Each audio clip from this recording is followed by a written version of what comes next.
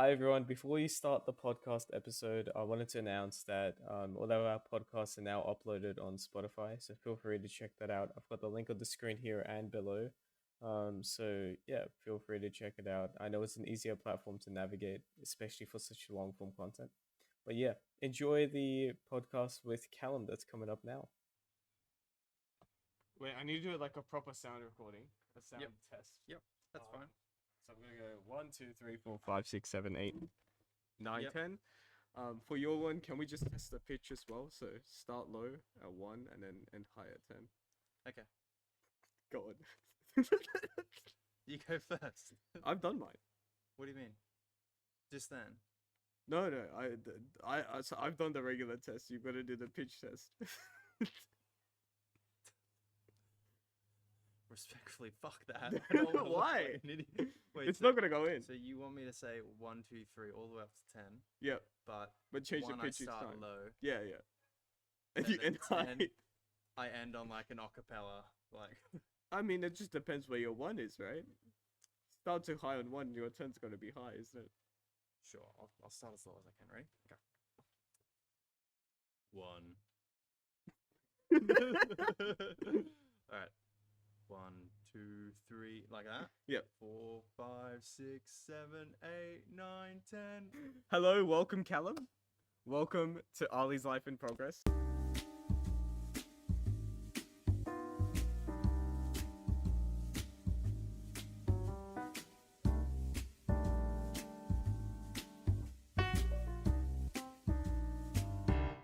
It's a pleasure. It Hey, is. Thank you for coming over. No, thank you for opening up your beautiful home for this podcast to happen. I'm thrilled to it. But yeah, Calum has been one of my close friends since school, since like about year 9 or year 10, just like pretty much everyone that's been on here. Yep. But yeah, I'm glad to have you on. And there's a fly. I'm very keen. I'm very keen. I am to also get into very it. keen. I do really like the background today.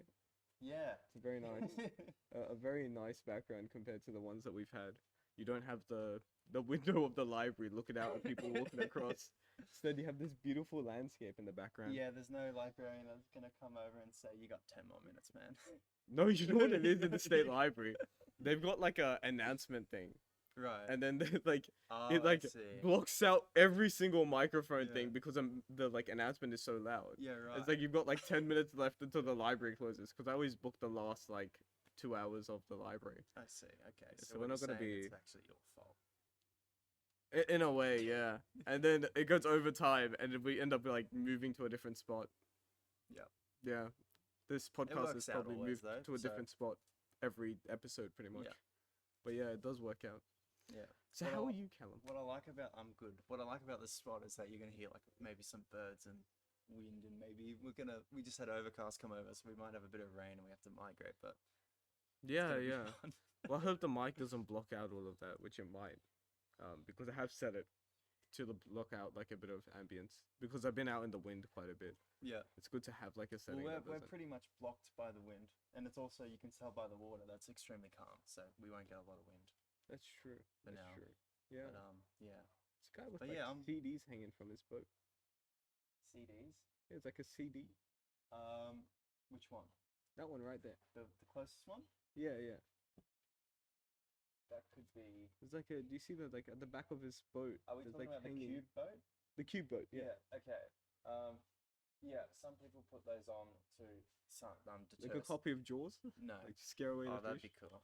That's a story that we should put on. What, a copy of Jaws? That No, says we'll CD get on to that after. Right? But, Okay. we've got the CDs. I think for the seagulls. Okay. It They just- don't like it- movies. No, they hate Jaws. Yeah. Sharks are pretty scary. Yeah, they've got Finding Nemo on that. Okay. They saw what happens to all the. Oh, they saw what happened to seagulls. Dory. They didn't like that. No. No. Yeah. When I first watched Jaws, we were on a boat, sleeping the night on the boat, and we decided to watch it there. Really? Yeah. You sleep out on the boat, like in like the. Well, we no longer, because we used to have a boat that was capable of doing that. This isn't capable. It is, but like it's a bit like we just haven't done it We only did it once. It was a one-time thing. I'll come over. We'll do it once. Yeah. We'll do a movie night on the It's a boat. reason it was a one-time thing. No, that would be sick. No, but yeah, I'd love to go to like when you're talking about spending a night near a river, I'd love to go to the national park.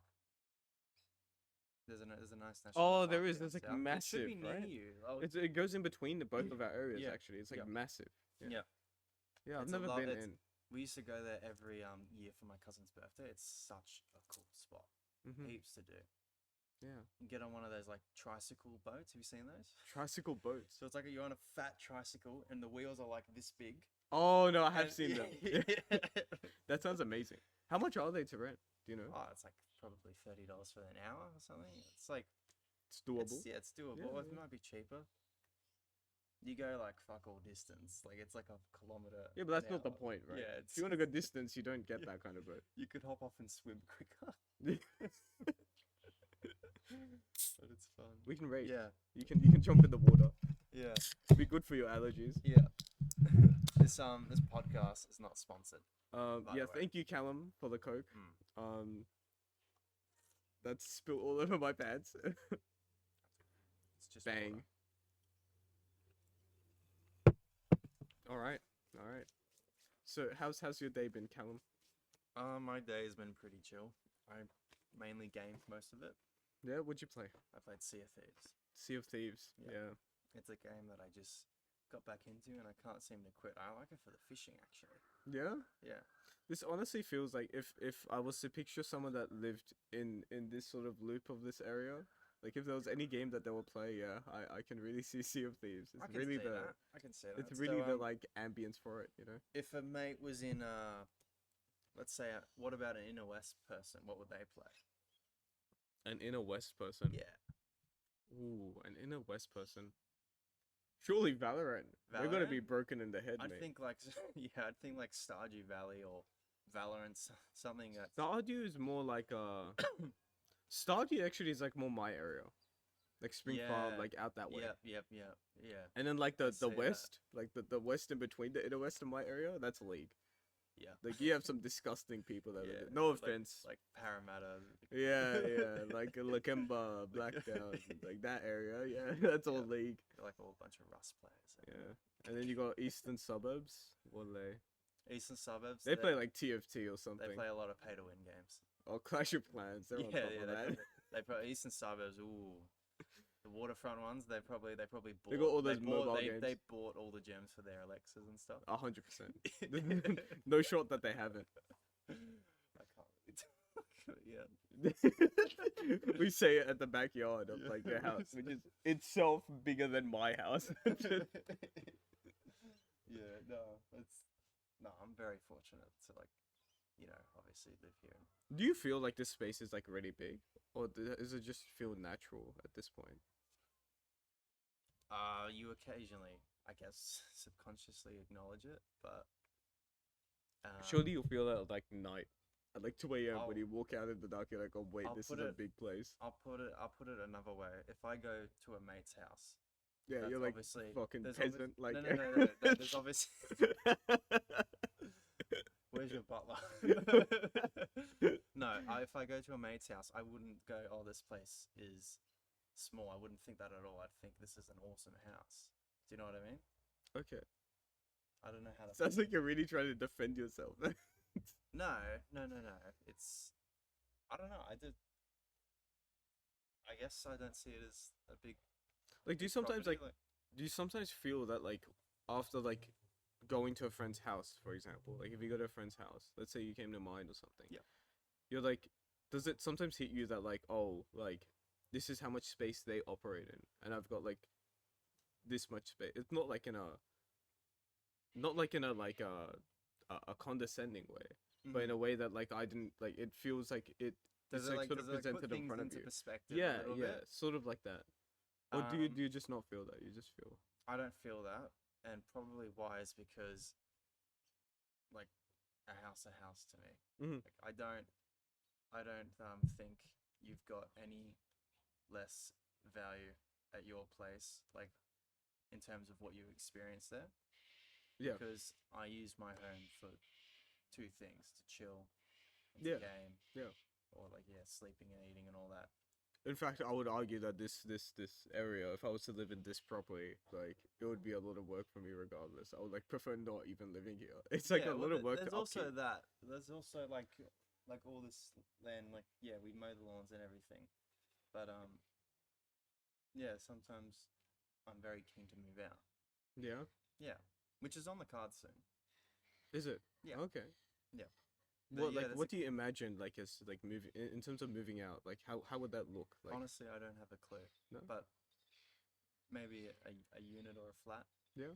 Like an Yeah. apartment. Yeah, like not a house, like or anything Yeah, like of that. course. Yeah. A renting situation. Mhm. Yeah, but the only the only question would be whereabouts geographically. Yeah, I feel like that'll be a tough question, especially because you've been around this area for a long time. Yeah, and obviously Bella's on the opposite side, Yeah. Yeah. and Shout whatever. out to Bella. Yeah, shout out to Bella. For those who don't know, Bella lives in Hornsby, Thanks on the other side of the for world. doxing. Hornsby is like saying the Shire. She doesn't I'm actually live kidding. in Hornsby, but yeah. We've doxed so many times. It's all good. At this point, if someone really wants to find us, they can listen to it and probably figure out where I am. Like, I've already said Spring Farm. Like, what am I gonna do? Like, Yeah. not a big area. You just That's knock on true. one door and it'll probably be the next three. If Rainbow is watching, I would like you to tell me, just based off that palm tree, where I am. Do you know who Rainbow is? Yeah, he's the guy. The geoguessr god. He's the guy that like his camera frame is always just like right like this, and he's like Yeah. always so far leaned in, Yeah. which makes him look really creepy in some ways. Yeah, but And then he's got this skill of just knowing where you are. Like He's gotta be- it's a great combo of he's things. got to be recruited for the CIA or something. That's a skill. You know, can't- but if he isn't, right? If he isn't, imagine the caliber of people they have in the CIA. If that's not recruited. Or imagine the idiocy of the CIA for not recruiting him. Do you think the CIA is more idiotic, or do you think they're more smart?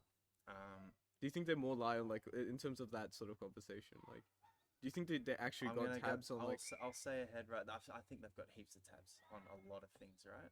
Yeah. But I'll also say it's probably got a lot of people that are stupid and maybe corrupt even. But I mean, corruption very- exists in these sort of yeah, setups, anyways. yeah. But my Like we're very thinking with America if right you- now. yeah, that's true. With everything that's going on there. But if you wanted my honest opinion, my opinion would be that I've got zero clue because I haven't looked into it. Mm.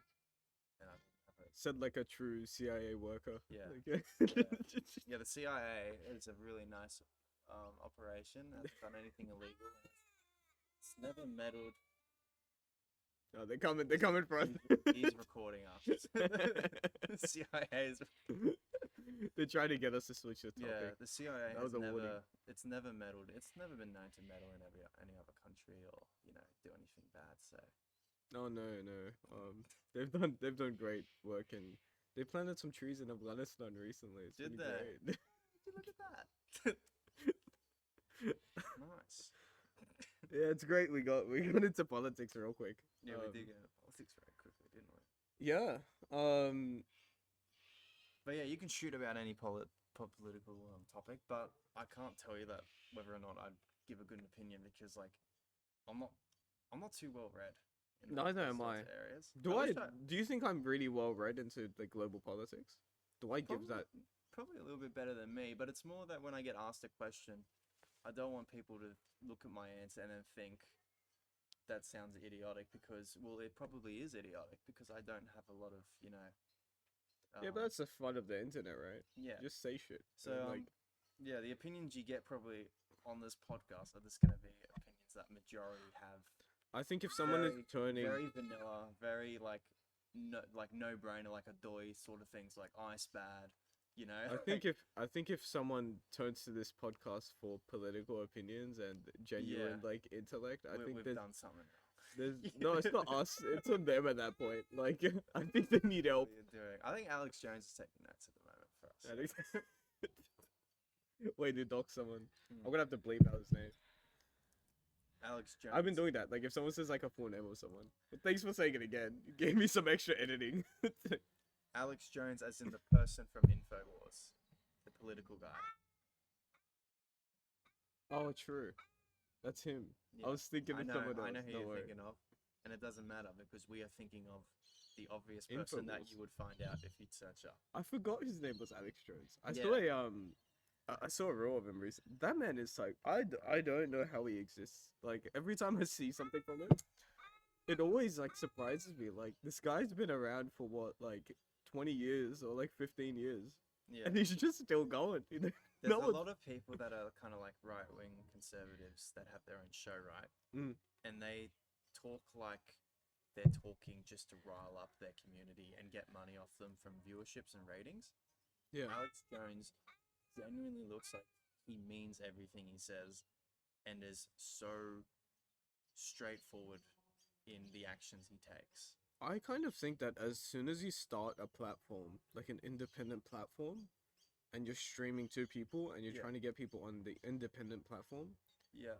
I think from that point it's sort of like you have to be so committed to Yeah. like what you're doing that like I sort of am like leaning towards like the guy sort of genuinely has to believe in what they're doing. Yeah. Because if they don't, surely they would appease like a YouTube crowd, which is like I think the easiest way to get like a larger audience. Like Yeah, it feels and odd to go that's down the why- independent route. Yeah, and that's why I question the validity of like our politicians as well, especially ones that are heavily high up in the decision making and in parliament. They have seats in that because if you were to ask them point blank on their views from now and then maybe 5 years in the future, they'd probably stay the same, right? But like, how much of that is real and not them being scared that they're going to lose their power? I think okay, well, going to the this separate conversation of like politics and politicians specifically. I Yeah. think I think I was either reading somewhere or listening to some podcast or something. It's very interesting to hear that when politicians make decisions and run it through their like through Yeah. their board and whatever. Yeah. Half of the thinking is about like how does this better society? If even if you're trying to be like a which should be the front one. well, even if you're trying to be a good politician, right? You can't necessarily have that as your only focus because in trying to do the good of society, you ideally, if you're a good faith politician and you know that you're good and the people around you are doing things that are bad for society, you Yeah. want to stay in power for a long time so you can continue the betterment of people, at least have like a stable board That's around you true. so that you can have the continuation of it. Yeah. The problem, and I think I heard this when Friendly Jordies was interviewing Kevin Rudd. There was this idea of um like there's an idea of like if your all your lobbyists and your all of these corporations stop supporting you and stop funding you, you kind of don't have a political party anymore. You can't like it's not even about power in the way that we discuss it in literary forms where Yeah. like oh like power corrupts people or you want to be in power. It's just for the betterment of society. If you want to do good things for society, you sort of have to stay there for a while to be able to enact things. Yeah. It's like if you don't appease the newspapers or if you don't appease the oil lobbyists or the tobacco companies and whatever, they'll stop funding you or they would fight against you, which is another point that happens is where they would start funding the other party. And if you have more funds, you can do more things with your money. Yeah. And this isn't even like again, like a lot of these things are viewed negatively, like power is like sort of viewed negatively, even wealth and these sort of things are viewed negatively. Mhm. But the way that our politics sort of runs is that these things run off these things. Like being able to push for good policy runs on your party being able to support itself, right? Yeah. So you're talking about inappropriation, proportionate good like policies without going too full. Because if you do too much of the full good stuff, the bad people like tobacco companies are going to defund you. So you can't. You gotta. It's a bit You gotta like find an even balance, sort of appealing to not just the crowd but also getting good legislation, good policies done. sort of, but in the framing of that even like good and bad is a bit of a like it's a bit of an interesting route to take because it's not about balancing good or bad, it's Yeah. about balancing interests of people. Yeah. The tobacco companies have interest of keeping people smoking, right? Yep. And what the government can push for is like, let's say they like push for a good policy. Let's say they want to plant more trees. Like they can get tobacco people on board for that. There's no problem with planting trees. That's a good policy that both parties are like both like people have interest in keeping it forward. And even more than that, like by announcing that you're doing these things, your company boosts its sort of like standing in public frames as well, right? Yeah. Your CSR looks better. Yeah, exactly. So like it's not a matter of good and bad. It's about balancing interests. Yeah. And I think then you come into the problem that you're sort of getting at as well, where you might have like completely conflicting interests. Like for example, if you want to, this is a big one throughout the world, is like balancing how much to tax people, and how much should they crack down on taxing, like how much should, and then like in terms of strengthening your policies and your laws for big companies to get charged accordingly, like how do you sort of balance that? Is always tough because you're basically, the struggle with politics is that you're balancing how much, sort of hard to frame it. You're sort of like balancing how much power to give to people that give you power. So it's a very difficult spot that you're in. Yeah. It's like, for example, so do you reckon sometimes the politicians have a tough decision to make, and let's say this decision, I'll give you actually a good example. Obviously, do you remember when we had a lot of guns, and then out of nowhere, our politicians decided to increase gun control and also pretty much wipe out, let's say, 90% or 99% of our guns, right? They knew that that decision was going to mean the end of their political careers. Yeah. Well, at that time, it seemed like it, for sure. Would you agree that that would be still in the best interest and the right move moving forward, based on the criteria you just said? Because this means almost definitely they are gone out of parliament. They're not getting voted back. Yeah, I think, well, the thing there is that it takes bold politicians to do these things. I think at the current state of politics around the world is quite a conservative way of doing politics. Not conservative in terms of right wing or anything like that, but conservative in terms of we have a system going, we'll keep the system going. Yeah. The problem with that, as we know through like social culture and stuff and things that people outline all the time, things like climate change, things like preserving like nature, things like even the housing market here, things like that, they require bold policy to happen. And what that sometimes means is that sometimes it's okay to cut off certain things. Yeah. And I think that it sort of sucks that currently we just have a culture in politics of just being like, oh, this system works, we'll do little bits here and there, but the system works, we shouldn't break down the system. And it's sort of just, we're sort of in this, and we've seen it with the housing bubble is the clearest example in Australia, where governments have done nothing about it. And these are tough questions for sure. Like, I'm not doubting that these are tough things to handle. Yeah. But this is their full-time job. This is what they're sort of, all of their time, every single waking hour of their life is dedicated to trying to fix these problems. Yeah. And it sucks when your head's in the right spot, but it might not, work in unison with like the system. Yeah, and bring any politician and like talk to them face to face. All of them would agree that the housing problem is a problem that we have in society. No one disagrees with that. Yeah. It's just a matter of how much is someone willing to sacrifice for that. Yeah. And sometimes the sacrifice seems like it's too much. Yeah. And I think, as you covered quite well, sometimes taking that bold risks ends up being for the greater good and strengthens your party. Yeah. Like, people will support a party that just goes up there and stands there and says, we're fighting the housing problem. And that's just what we're doing. Like, who cares how bad things go? But the struggle is that, again, funding and stuff like that, it's against the interest of people that have investments in houses. It's against the interest of the more richer part of your population, right? Yeah. Or the people that have vested interest in keeping your housing market there. Yeah.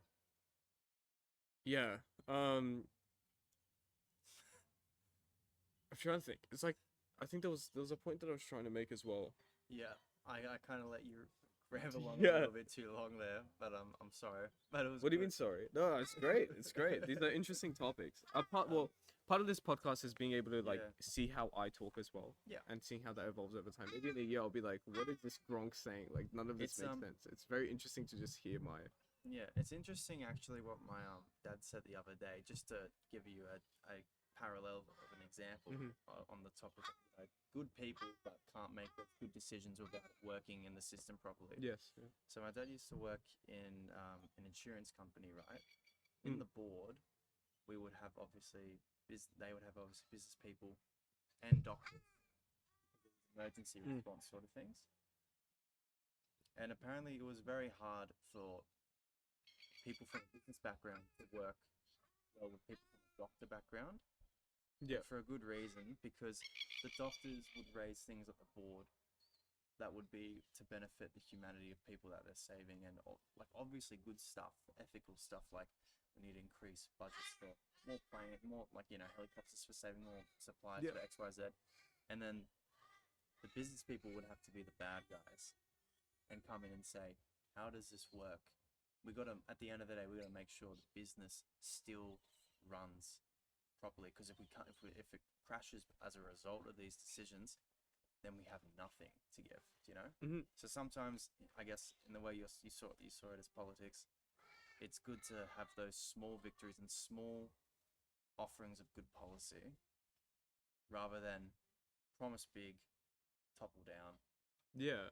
I mean, it's a tough thing. It's a tough thing to balance for sure because in a doctor's perspective, it's like there is no business if there's no healthy lives, right? If everyone Yeah. dies, this business ceases to exist, and even Yeah. more than that, like anything that good that we could do ceases to exist. Yeah. But in the business's perspective, it's like if we don't have any money, we can't fund these helicopters to occur, Yeah. and it's like because like our society is based off like transactions and money and stuff. Yeah. This is just the way that we have to do things, and Yeah. it's not like if we want resources to be there, they're just gonna be there for us. Yeah. Um, which always makes like everything really complicated. Like this whole idea of money is always like a really complicated issue Yeah. because like for lots of things like in general, like when you look at election cycles are always very interesting to listen to what like each party says in terms of like what they want to fund. It's like it's interesting how they have to balance like everyone agrees we want children to be educated well, we want the health industry to be as strong as we want, we as we can. Yeah. We want like housing to be at an affordable price so people can afford to live in houses. Yeah. And no one's denying that. Not Like, even like not the most yeah. right-leaning person that people Yeah. might have, like not even Pauline Hanson. If you got her into a serious Yeah. conversation, It's I'm pretty sure she would also say we want our health to be good. We Yeah. want like these are general values that just we that hold as a society. I guess in their majority's eyes, they've got to come in as the bad parent, if you will. You know It's what I just a mean? And matter of say, no, this methods. doesn't work because of X, Y, Z. It How really does is a this matter link? of methods, right? It's Yeah. like one party might think that like it's better if we strengthen one thing but then sacrifice on another, and a Yeah. lot of the game is about what you sacrifice. Yeah. Recently in I know in student politics at university, there's been like an outcry of like defunding like I'm just oil sorry. I'm companies just and stuff. wondering, is that music that's playing over there going to be an issue? I don't think so. I've been like I've been lightly looking at the you see how the mic Yeah. blanks Yeah. out whenever we talk? I've like set it like that, so I Awesome. don't think Okay, it will. Cool. Um, Yeah. yeah, no, we should be good. Sorry about that. I just Um, didn't want to see. So you're all the being twitch you're being a better like, producer than I could ever be, Calum. I've got a question for you. Sorry. There we go. Okay, yeah. With all that in mind, would you rather be pick a political leader like a president of the USA or our politician Albo, right? Those positions? Would you rather those positions to be filled by a person that comes from a background of business or a background of like doctoring?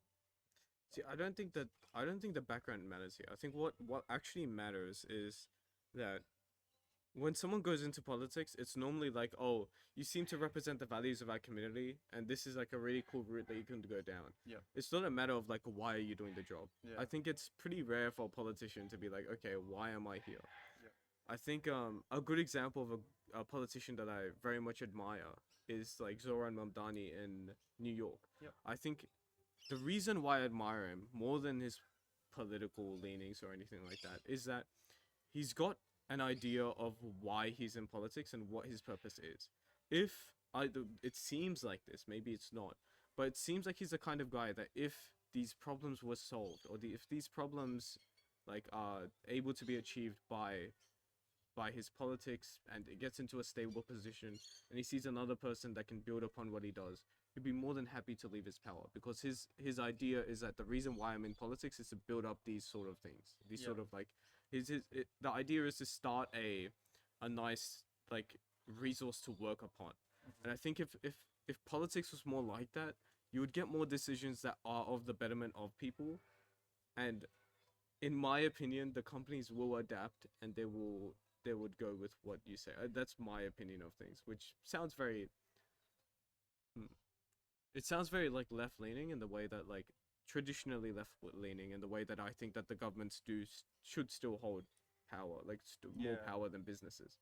I think I think Well, it's like, why did you join? Why did you get into politics? And you should be asked that. And then if people say, like, no one would say, to stay in there for ages. Majority of the answers, when, especially when young people are getting into it, would be to make society a better place for like the area or but like county of where I live. to me that's not good enough of an answer. I think No. for a lot of people, I think every answer of every politician would be like, I want to serve the people. Yeah, that what I'm saying is that would obviously then change as they get in and Yeah. they realize that this is their career. They don't want to find a new job elsewhere after this, even if they know a important policy should come in, and then their time should end, like in a healthy manner, rather than them slugging and staying in a way because they're deciding to let things go that are bad, but obviously it helps them get more votes to stay in, that Mhm. sort of thing. I think yeah, it's more like, I think if people had more of an idea of like the reason why I'm going into politics is to push these policies, Mm. let's say those policies change over time, fine, like that's whatever, people change over time, like it happens, context changes, that's fine. But I Yep. think when people's definition of why they're in politics is because I want to serve the people, how does that even happen? Like Yeah. there's not, it feels like there's just not as much thinking. Rather than like, let's say for example, I go out there and I'm like, oh, I want to stand for politics because I believe the housing bubble is the biggest problem. If you stand on that policy and the housing bubble gets fixed, you can then go into the next thing, or you can choose that this is it, I've done my purpose, and this is how it should be. Yep. I think if politics ran like that, if politics was about, because politics is at a weird middle ground, right? On one hand, um, people have to people have to get elected into it, so they have to advertise themselves. Yep. On the other hand, people have this idea that I want to serve the people, as if it's like a constant job. So because they have to get elected, they have to sort of jump onto policy. But then at the same time, once they get up there, because the position is for so long, and they have to do it for a bunch of policies that are completely unrelated to each other, it's sort of like, I think if politics either had like full-time jobs of people that were serving the people, and that was their core, Yeah. and that's just what they did constantly at a stable level, and then they'll come up with ideas of how we can serve society. That would be one way of doing it. Another way is that if people don't care one bit about serving for a long period of time, and just got up there and they're like, I'm going to push this policy. Once this is done, it's done. The system works. I'm out. Right? It feels like it's in a really middle ground of both of these things. And then by being in the middle ground of both of these things, it sort of just doesn't do either. Yeah. Like, it doesn't seem that when people get into that position, they don't feel the permanency of being able to stay there, so they feel like they have to constantly make a name of themselves when their interest is about serving people. Yeah. But they don't have the stability of the job. Yeah. On the other hand, if they really just want to push policy, it's like they have to do a bunch of other work too. It's not just that policy that they're doing. Yeah. So then they're sort of stuck in this middle ground where they're not just a general person serving society, but at the same time they're not just pushing for one policy. Yeah. It's a structural thing, and I guess like it's a stable way of running governments. Yeah. And it gets a bit messy when you're coming into you're trying to get into it and you receive funding, right? And then it gets sort of like you treat it like a business, especially the stakeholders that invested time into the budget and all that. And then Yeah, because there's a suddenly lot you're of now answering to their interests as well, not just your own as the politician. It's because people use funding as a sabotage, right? As well. Yeah. Like, for example, like if you're funded quite a bit, let's say Israel decides to fund you, right? And then a war breaks out, and then Yeah. you're sort of stuck there, like, okay, what sort of like, what sort of standings am I meant to take, right? Yeah. If you take a standing against that country, the country is gonna naturally just fund the other party, right? Yeah. No matter if it's not a matter of right or wrong. I'm not gonna get into the politics of that. Yeah. It's just a matter of like whether your interests align with the people that are funding you, and if they don't, then the funding goes to the other person. And with more funding comes more advertising of that person. With more funding comes more resources to actually do things. With more funding comes a lot of things. So then you end up losing out in the long term. Yeah. Do you find it entertaining that I danced around the topic without actually saying anything? We should have a board of how many times Israel gets mentioned. Surprisingly, this is the first time. Really? No. Trump getting killed got mentioned 2 times. This is the 3rd time that they got mentioned, actually. It's been mentioned in 3 or 4 That would be separate awesome. episodes. Yeah? Oh, sorry, Trump. Sorry, big boy. You know. I had quite a big discussion or debate about this. About the possible assassination of Trump that could Right, happen in the yeah. future. I had a discussion with James, Brian, Anton, and all that. And it was a discussion around, like I said that I think they said a phrase that really pricked me inside. Okay. It didn't fit with me well. Who said said this? that. I think all of them sort of had the same sort of idea in between each other. Yep. And like it was the idea that once Trump gets assassinated, we're gonna throw a party, or it's gonna be a big celebration that he gets assassinated. Yeah. Oh, That didn't- sorry. Were these people like in your interviews? No, in Oh, group chat, like a In private group chat. Oh, okay. Yeah, right? okay. Yeah, yeah. Um, I thought you were talking about like people from over in America, so I was like, I No, wasn't, no, I no. wasn't wanting you to name drop anyone or ask. No. But yeah, But this yeah. wasn't a group chat conversation. We Okay. have very like, for context, we have very like, unfiltered conversations between each other. These are just all Love it. thoughts, ideas. Love I it. think people should have the freedom to speak about what they will Yeah, as see, like, ideas. you use it um, as like it's Twitter. Pretty much, Yeah. but because it's private, it means well because you understand the context of each person, right? And I think by having the nuance of the nuance by having context of where each person is coming from, you don't sort of fall down the same rabbit holes that people fall down in Twitter, which is what makes it a toxic place. Yeah. Anyways, we're having a conversation about like Parties if he dies. the parties if he dies, and I was like, something about that just it didn't fit with me, right? Like I don't know, that sentence just didn't it felt really wrong. There was a few things that went on in that what do you think about that sentence? Do you think like it's a big celebration if Trump dies? And you can have that opinion, but Yeah. we can cut this out if No, you no, feel no, like no, you're no, I gonna don't want you to drop cut it. a I'm just trying to think. Well, I'll throw you a different question. What were your thoughts of when like someone like Osama bin Laden died? See, yeah, this is an interesting question because what I instantly thought as soon as they made the comment of like we're gonna throw like a big party when Trump gets assassinated, the idea that popped in my head, which actually gave me like a very strong emotional response inside, Yeah. was in Libya in 2010 or a little earlier than 2010 during Obama's time. America put in certain like regimes around the area and they meddled with Libyan politics, and the dictator Gaddafi got assassinated Yeah. by one of these local groups, right? Yeah. And then they paraded him across the streets and did things to him that are Right. unsavory as well. And like Here's the clip. but like they well, I didn't go into details what they did to him, so yeah. So once they assassinated him, everyone threw big celebrations, they had big parties, like it was Yeah. just an amazing time. You're Yeah. free from a dictator, which is fair enough. People can like, and similar ways Trump can feel like this. Yeah. But look at Libya today. Where is Libya today?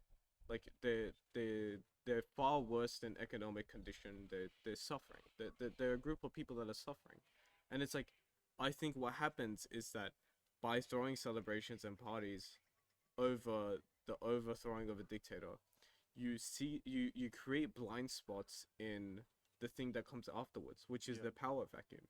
It's like the power vacuum that doesn't, like, as bad as what a dictator is. Once the dictator is overthrown, the killing of the dictator is not the celebration part.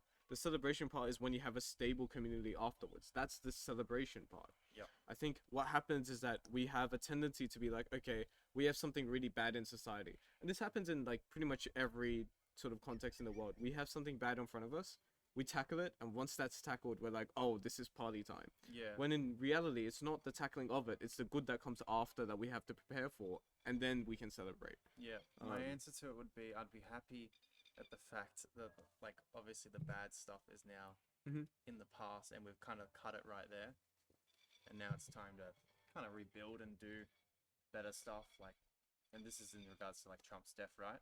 Yeah. So I would be upset though that it had to take a death to get there. This was my other point. I actually find that And I wouldn't celebrate it. although it's like, well, I mean, yeah, I'm like, it's understandable that people would celebrate such a thing happening, and like I can understand why people do it.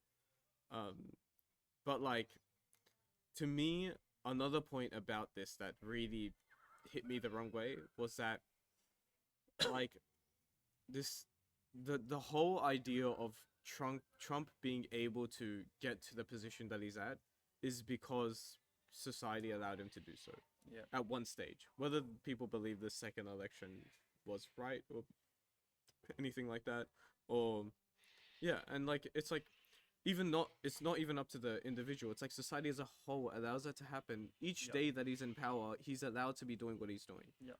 He's been he's been in the courts multiple times of multiple things, like of fraud, of the recent files that came out. He's been through very strong legal troubles. And what did Biden do to get thrown out? Like, Got old. pretty much nothing. Like, he's sure, like, you might argue that he's got bad politics and he's not doing enough for society, blah blah blah, and he might have been Well, it like, was more like he was just losing his mind in debates. I felt like. yeah, And and they had to make a switch from him to Kamala. And by the way, Kamala looked like semi okay. no, but like, it's like we're comparing that to what we have now, and it's like, it's just a whole separate conversation. It's like, how is it that it feels like the Democrats and the Republicans operate on different bars? Yeah. The Democrats don't live up to their bar at all, but the Republicans just drag the bar lower and lower. So then, like, they achieve their bar, but it's like down at the bottom, right? Yeah, it's And it's kind of like- like the reason why he's able to get away with posting images of like Oh Obama yeah, and the Obama and Michelle as, you know, yeah, gorillas. yeah, and that was wild. And And- then the White House defending that was also insane. I It's didn't like even see that. I didn't the know. White House initially started defending it as Oh, like didn't they being say like it's it's like like a- a it it's was like a a- it meme. was- It's like Oh, I thought they said Trump said on a plane. I think it was an employee, and we're looking into it. there was that, and then they also said afterwards that, oh, it was just a meme, it was a joke, like it's nothing. But like, yeah, and then they asked. in a country where like you have genuine history of like racial tensions, it's like, it's so unsavory to be posting something like that. Yeah, my first thought was, could you? What if Albo did that? He would be out of the office so fast. He would, but at this, what I think is that the climate of Australian politics is quite different to Americans. Yeah. Because in in American politics, it seems like there's a really strong supporter base on both extremes of the spectrum. Over here, it's like no one likes either party here. Everyone just hates everything. So then, like, if anything happens, they shout the politician down, which I think is like a good thing in a way. But I think what's the problem that's happened over here is that our politicians have then taken that. They've taken this idea of like getting shouted down, and then they become more and more weasel over time. So they weasel out of everything. So Yeah, then they they don't don't- actually stand up for anything because they've learned from society that if we stand up for something, we'll get shouted down. But you know, the I forget which politician pushed for gun reforms. What was his name? Was it John Howard? Yeah. Well, it was some liberal politician in like the Yeah. 80s or 90s. Yeah. And he would get crowds in front of him, like crowds and crowds, who would shout him down and say, "Why are you taking away our gun rights?"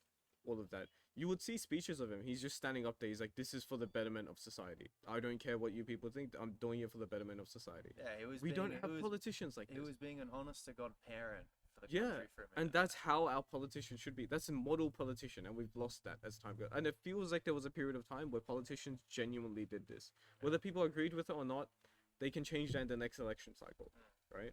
But like, it just sucks that we're sort of just stuck in this position, especially with problems around and no one willing to stand up, and especially like at the potential of dismantling their party or the potential of like losing a lot of power, looking out for the people. Yeah, there's it's a like lot of things still wrong with like the way Australia's governed, but then you got to think about like the perspective of comparing it to the US, and you must think, oh, we've got it so much better. yeah, I mean, well, at the same time, after complaining so much about politics, there's a lot of good in our society that we tend to just take for granted. Like, I was speaking about this with quite a few. I spoke about this with my dad and a few people that we've had on the podcast as well. That I think what's happened across time as well, looking at the other hand of all of this, Yeah. is that the struggles that we have right now, all foundation on the fact that we have a lot of good things in our life, right? The struggle of like, for example, like we complain about corruption in our government in Australia. Right. Yeah. I mean, recently we've seen the corruption in American politics. Take it the third world country. Like you have, like, isn't we have no idea. I visit Pakistan sometimes, and we see corruption over there, and it's like no other. It's like these people genuinely get up on the stage, admit that they're corrupt, don't give up. They don't care one bit. They just say it. They say it with their chest, and it's like, thank God we don't live like that. That's like that's a proper problem, right? Then there's other issues like in Pakistan. There's places in Pakistan where still think about 2026. Still, there's hours in the day where houses don't have electricity. They shut off. The entire grid shuts off because they need to save on power because they can't run power for the whole day. Wow. And this is in Pakistan, which isn't the worst of the third world countries, right? You have places and you have villages in Pakistan that there's still areas around the world you don't have clean running water. In Pakistan, all around Pakistan, you tell someone that I'm gonna have drink some water and you turn the tap on, everyone starts yelling at you like, "What are you doing? This is dirty water. You can't drink that water. Tap water is not clean for you to drink. You're able to like wash dishes and stuff with it. You can't drink that water. It's not drinkable water." Yeah. And it's like you have these places around the world. Over here, we're complaining about why, I don't know. We complain about why the housing bubble is so high. We have Centrelink, right? Over there, if people are poor, they're on the street. You drive in these streets in Pakistan, there's children that knock on your windows in your car, asking for money. There's like a swarm of children. It's a whole different game over there. Wow. Like, we would stop at a traffic light, and there's about 20 kids that surround your car in some areas in Pakistan. They'll knock on your window, they'll ask for money. There's people on the street, on the middle of the road, which are just sitting there. They don't have a leg or something. And then there's like some people that pretend like they don't have a leg. There's that as well. But either way, they're all under desperate conditions. Yeah. And it's like, we can complain a lot about our politics and government. And I think by complaining about governments, you do push for better conditions. And that's the reason why we complain complain a lot. It's because we strive to have better conditions. But at the same time, it is a good thing to acknowledge that we don't live in a place where, let's say, everything goes wrong for you. Like, literally everything goes wrong for you. The place that you would be at would always be infinitely better than a starving, poor person in a third world so there's country. nothing wrong with striving to have a better country, but be content with what you have. Well, it's not even like be content or acknowledge what you have. I think it's good. I think some people say that you should be content with your conditions. Yep. I think even that sometimes is a bit unsatisfactory. If someone is doing something wrong, you should speak out against it. You shouldn't just sit there and be like, "Oh, like I think this is the problem that our world leaders have, or even like previous leaders in the world's history has, right?" Like I've been reading Marcus Aurelius recently, and the idea of stoicism and all of that is that he's got all this power and he's got all these luxuries. He can sit back as a king. He can just sit there. He doesn't have to do anything. He's got all of his luxuries provided. But like, it's the idea that you push for better conditions. You don't sit in your contentment. You push for better conditions for the betterment of the people, rather than sitting in the corruption that you're sitting in, right? Yeah.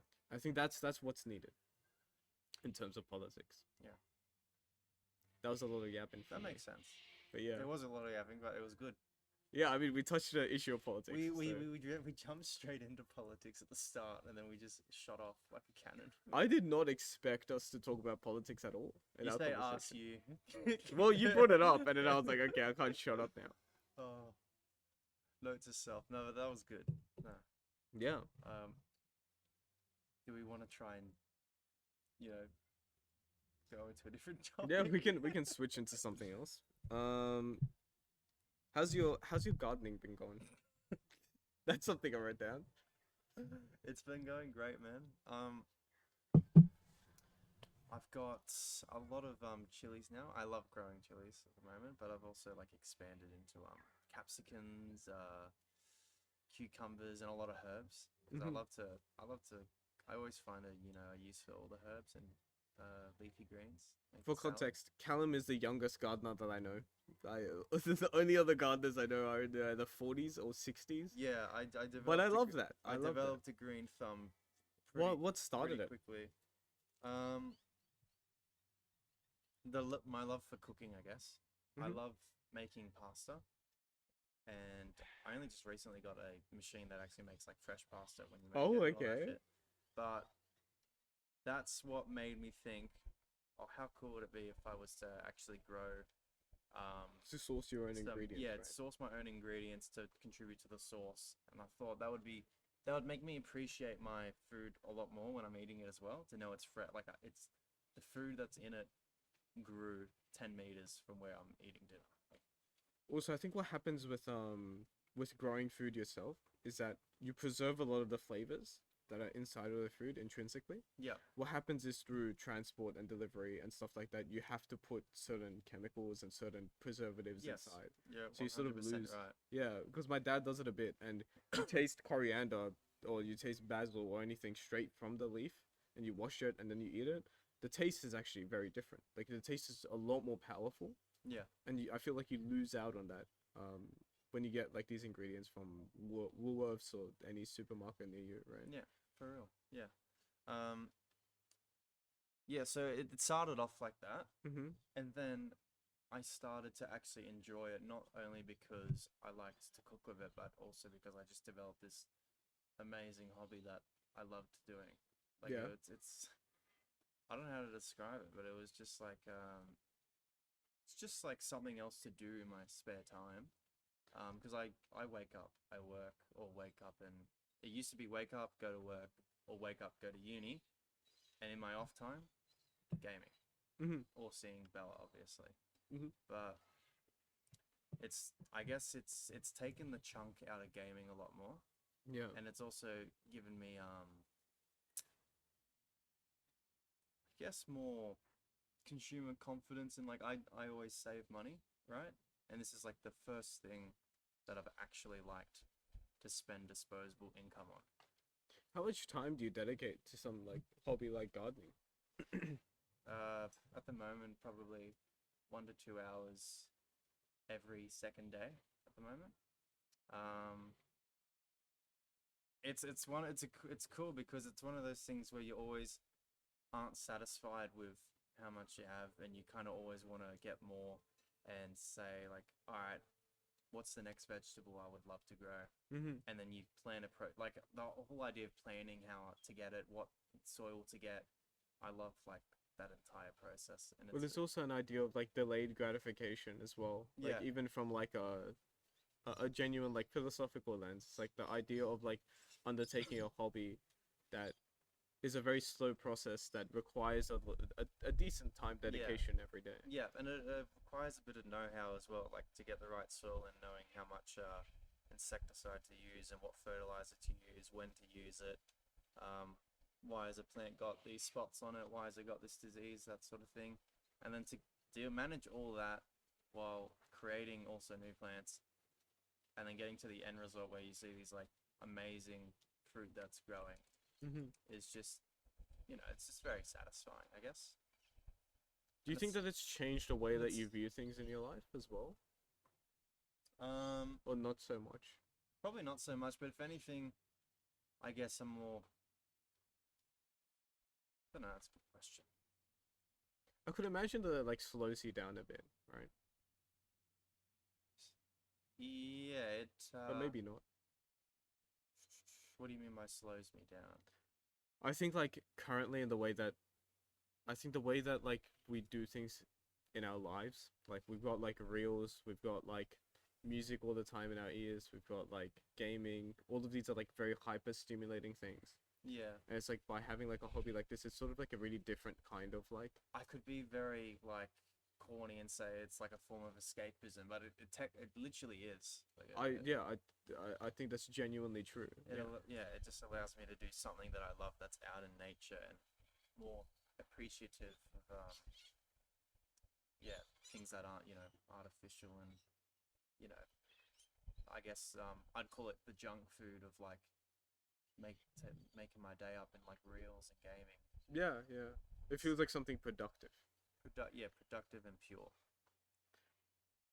Why do you think that it's more productive to do gardening than scroll and reels or like to Because it game? costs no energy to do reels. It costs nothing. You can Mhm. wake up and roll over and get on the reels. Do you know what I mean? Yeah, yeah. It Whereas with gardening or any person with any like you're running for example, Yeah. it costs not only physical commitment but like mental commitment. Mm-hmm.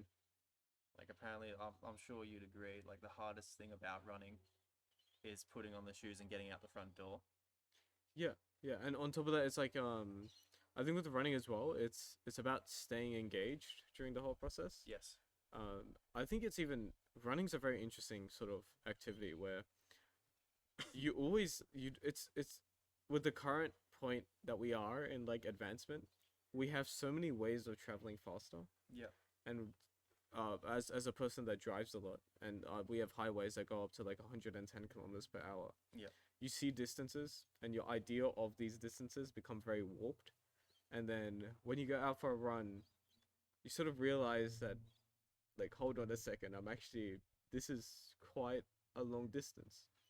And I think what running does is that it gives you like a nice appreciation of like advancement that we had. Yeah. And I sometimes think of running as sometimes when I get back from a run and I'm like fully tired, I think of like I'm here out so far west of the city. I travel into the city every single day. I can travel into the city. It only takes me an hour, which Yeah. is pretty much how like double the distance of my run would be an hour. I usually run for around half an hour. Yeah. It's like if I just do an hour and it's like I'm traveling tens, if not, or sometimes even up to like 100 or like 75 kilometers in an hour, and I can just get into uni, use all of these like world-renowned resources at my university, get to my friend's place who lives all the way across on the other side of the city. And what it also means, interestingly enough, it means that I'm able to get real quality connections with people.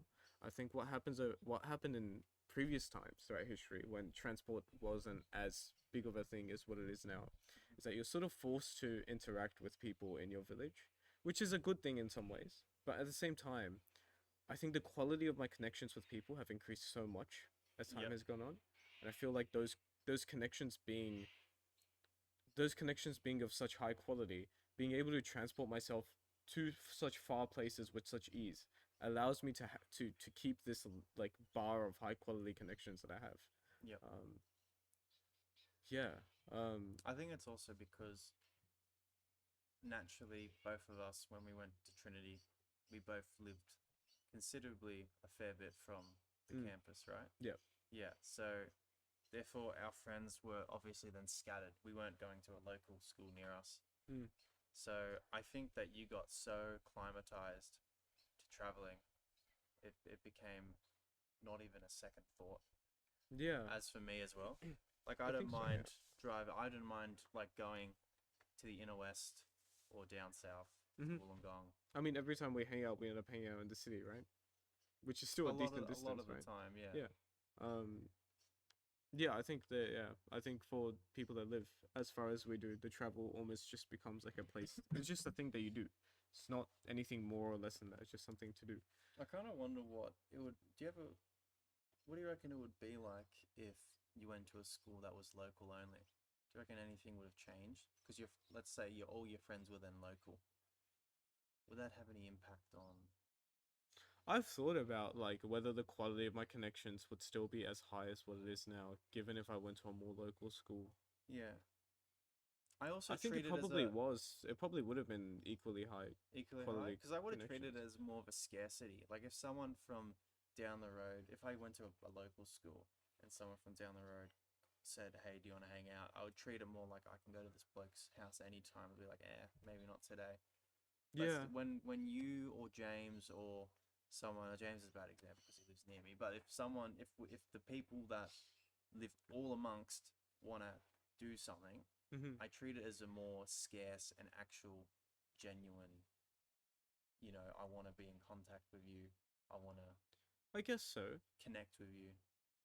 Yeah, I guess so. But at the same time, like, there's a lot of instances where like maybe like half of my day's free or a quarter Yep. of my day's free, and I can't necessarily do anything Mm-hmm. with that. I have to find my own hobbies to do. Yep.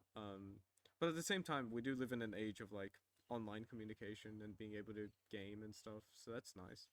But I can imagine in a place like where technology wasn't as advanced, there would be a lot more of a severe limitation of Yeah. like having friends this far. Um, I don't know, I'm quite proactive most of the time in jumping and going to places Yeah. constantly. You would see me Which I like want to pretty be. much. I want to do more of like in terms of like outdoor activities. I want to get more into like hiking and stuff because this guy from golf, there's this dude that from the UK that's rocked up and it's become a member of golf. Mhm. Have I told you this? And he's literally told me, he goes, "Hey, how you doing?" And we become acquainted. And he's talked about how he's gone to hikes on Cronulla, Bumdina National Parks, Blue Mountains, Oh wow. up north. And I've probably gone on three in my entire existence around here. And the Yeah. way he's talking about these spots really put things into perspective. Like I am actually not like kind of like seizing how good our natural surroundings are, and that Yeah. I should be making And more it's out of it. free as well, right? And it's Like, free. like all of the time that we go out, we end up spending money on food or something like Yeah, that. Like, you just pack a bag with lunch, pack yeah, some water, just go on a hike, yeah, and then like, I think what would be an interesting experience is, like having times where you go by yourself, like having that period of like reflection while you're walking, but then like having one person with you or two people with you, or just like a small group Oh, of that's people the with you. best. That's when It's it's like good. that's when you can like sort of connect with people and just like have that sort of space in between you two. Yeah, I think that would be really cool. That is a definite possibility for our future. We can definitely do something like that. I'll be very open to doing something like that. Yeah, yeah. especially It'd be now that super I'm in sick. holidays. I've actually got a lot of free time. Really? I haven't planned out my week actually. Usually at the beginning of the week I plan it out. I'm like every day has something on it. Yeah, This week I actually don't have anything, so yeah, we could make something happen if yeah. you're free. But yeah. Because yeah, it just dawned on me like the other day that like I can, like obviously with a tiny bit of planning the day before or maybe a few weeks before, I can just drive up an hour to the Blue Mountains or 2 hours or whatever. Even that. Stay at a beautiful Airbnb and have a sick ass time where a Yeah. lot of people who don't live near where like some people live in Alice Springs or wherever, like they don't have that. It's Or even not an even that much money international. either. No, It's it's not. honestly it's not that much. Like renting an Airbnb in that Or even like area. yeah, for that matter, camping. Like it Yeah. would be I amazing. mean the initial investment of getting I mean you might have some stuff around anyways. Seeing the seeing your shed and all that. You have stuff to work with. But Oh yeah. like the initial I think investment we've of getting like a stolen like tent and three stuff. hoochies from school. Like when we did Fair cadets, enough. you know the hoochies where it's like Oh you yeah. tie it two ropes I to never a got into that part of cadets, so yeah, but yeah, you're yeah. lucky. Yeah. Like that was a bad experience, but like the camping was cool. Okay. Okay. Well, I've heard bad stories from there, but I got the very cushy Trinity experience. The Yeah. we did the 1 month camp, had a great time, Oh good yeah, yeah, fun. yeah, yeah. That was awesome. Yeah, because I joined the school and then I went straight to that camp basically. So that was a lot of fun. And that was a good experience from memory. It was really Maybe good. maybe I a little enjoyed bit it of a lot. they did amazing. I Like a thought, little maybe a little bit of homesickness, but well, like you're a month away. I mean, at the same time, like it's gonna be different for different people. Yeah. But I think for a person like me, um, I'm quite sociable. I'm quite I'm quite confident and independent in myself. It's not a big problem being away from home.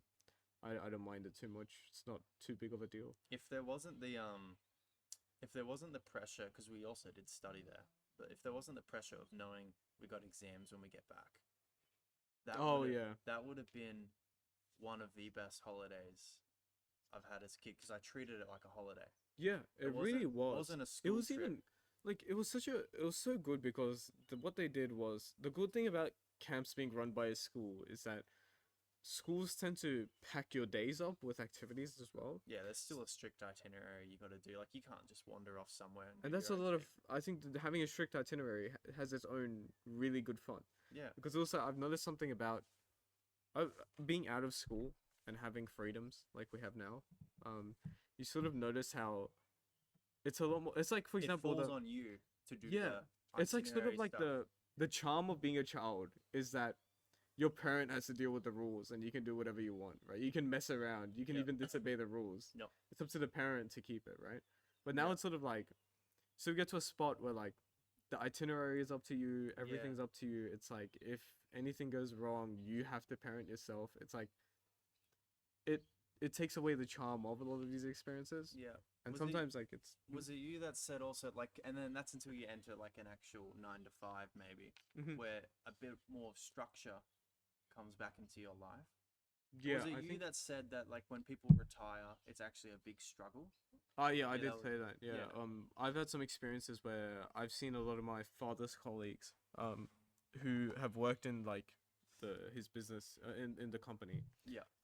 for about 10, 20 years Yep. as really high up managers. And what happens is once they retire, you see them a year after. It looks like they've aged 5 times more than what they did in their job. And you Yep. see this even in like um in a lot of places where people retire, they get so used to this strict itinerary. You have to be there at 9, you have to leave at 5, you've got this much work to do, you've got these responsibilities, and the higher up you go, you got less free time. It's like after all of that, you you get out of that cycle, and you feel like that's gonna be a really fun time. But once you get to it, it's like you don't actually really you're not built for that anymore. Yeah. There's a certain fun with having a lot in your day. Yeah. I'm trying to make sure that I've always got something to do. Like that's very like I try to keep my life pretty fast paced. Mhm. Like I've been known that especially during exam time, I've been known to plan out every single hour of my day for like 2 weeks. Yep. And just stick to that itinerary, or Mhm. sometimes try to get ahead of that itinerary. Another really cool thing about planning out your days is that if you get ahead, that just banks up free time for you. So then that free time feels like proper free time because you've Yeah. done your tasks. Yeah. Um, but yeah, Weight that's off your shoulders type stuff yeah, when that happens. definitely. Yeah. Yeah. Do you think that this time more than ever is a time where you should be considering, should I go on that trip? Should I do like recreational stuff? Because is there going to be a period later on where you can do those sorts of things, or you're going to be, hammered with studies and work? Hmm. Yeah, I've thought a bit about this. I think like the current limitation that I've got at my age is just money. I've got a lot of time, which is very rare later on in life, but Yep. I don't have as much money to do things that I want. Yep. But yeah, I'm definitely considering a lot. And my parents even like said that if you want to go on like a trip or something, you should tell us and then we'll see if we can pay for something like that. Oh, Because that's they awesome. also understand that like this is the time where you have time, you just have this space to be doing whatever. One thing that started in our group that's been really good is the F1 trips. Those have been pretty good. Having like just even like a weekend for the whole Yeah. year. You wait until this weekend. You go down, you see like F1 drivers. You go down to Melbourne. I've got some friends in Melbourne as well that I meet up with. Oh, It's like sick. it's a nice experience doing that. Yep. Having more of those in the year would be good. But I think also that Melbourne thing is actually really, really good because it's something that's sustainable even into the future because it's a weekend thing, just Yeah. one weekend. Yeah. You can always take a weekend from your work life too because you don't work on weekends. It's a good way to start something. You know? Yeah. Yeah. For real. What about yourself? What have you thought of in terms of like what this period of time looks for you? I think it as well like you're sort of getting to near the end of your university experience and you don't necessarily so- have like a full-time commitment yet. Yeah, so I'm in that period where I've got one term left, and I don't know, I've just kind of occupied it with work I can find. Mm-hmm. And if I'm not working, I've obviously got days off. I just spend with Bella. Yeah. So the next sort of thing in regards to like what's my next trip or what's my next thing to do while I'm young, well, that would honestly probably just be the honeymoon, to be honest, Yeah. or just general camps with the guys, or Yeah. just general meetups. And I'm pretty fine with that. I'm more than fine with that because I've kind of like already grown up, very fortunate to have gone places and see a few places, Mm-hmm. and I know that I've got that in store for the future as well on rare occasions. Mm-hmm. I've heard a sentence that's been thrown around by not only people that I listen to on podcasts, but also people that I know a lot. There's a lot of people that have this idea that travel is never a waste of money. Yeah, Um, yeah, and you should always, every time you seek a point in your time, you should go for travel, go yeah, somewhere new. yeah. How do you feel about that sort of statement? Do you know what I hate? I hate that I actually do fall under the people that do get a little bit, I guess, negative or upset at, and I attach to money. So you think when you come back from a holiday and you go, all right, well then that's 2, 3, 4 grand wasted or whatever, and I actually hate that. I wish I could get rid of that. You want to get rid of the feeling of like using up that money? Yeah, Yeah. because I enjoy the places I go, and deep down I think it's worth it. It's just some weird, I guess, attachment. I mean, it is a sizable cost, right? Yeah, But like, hmm.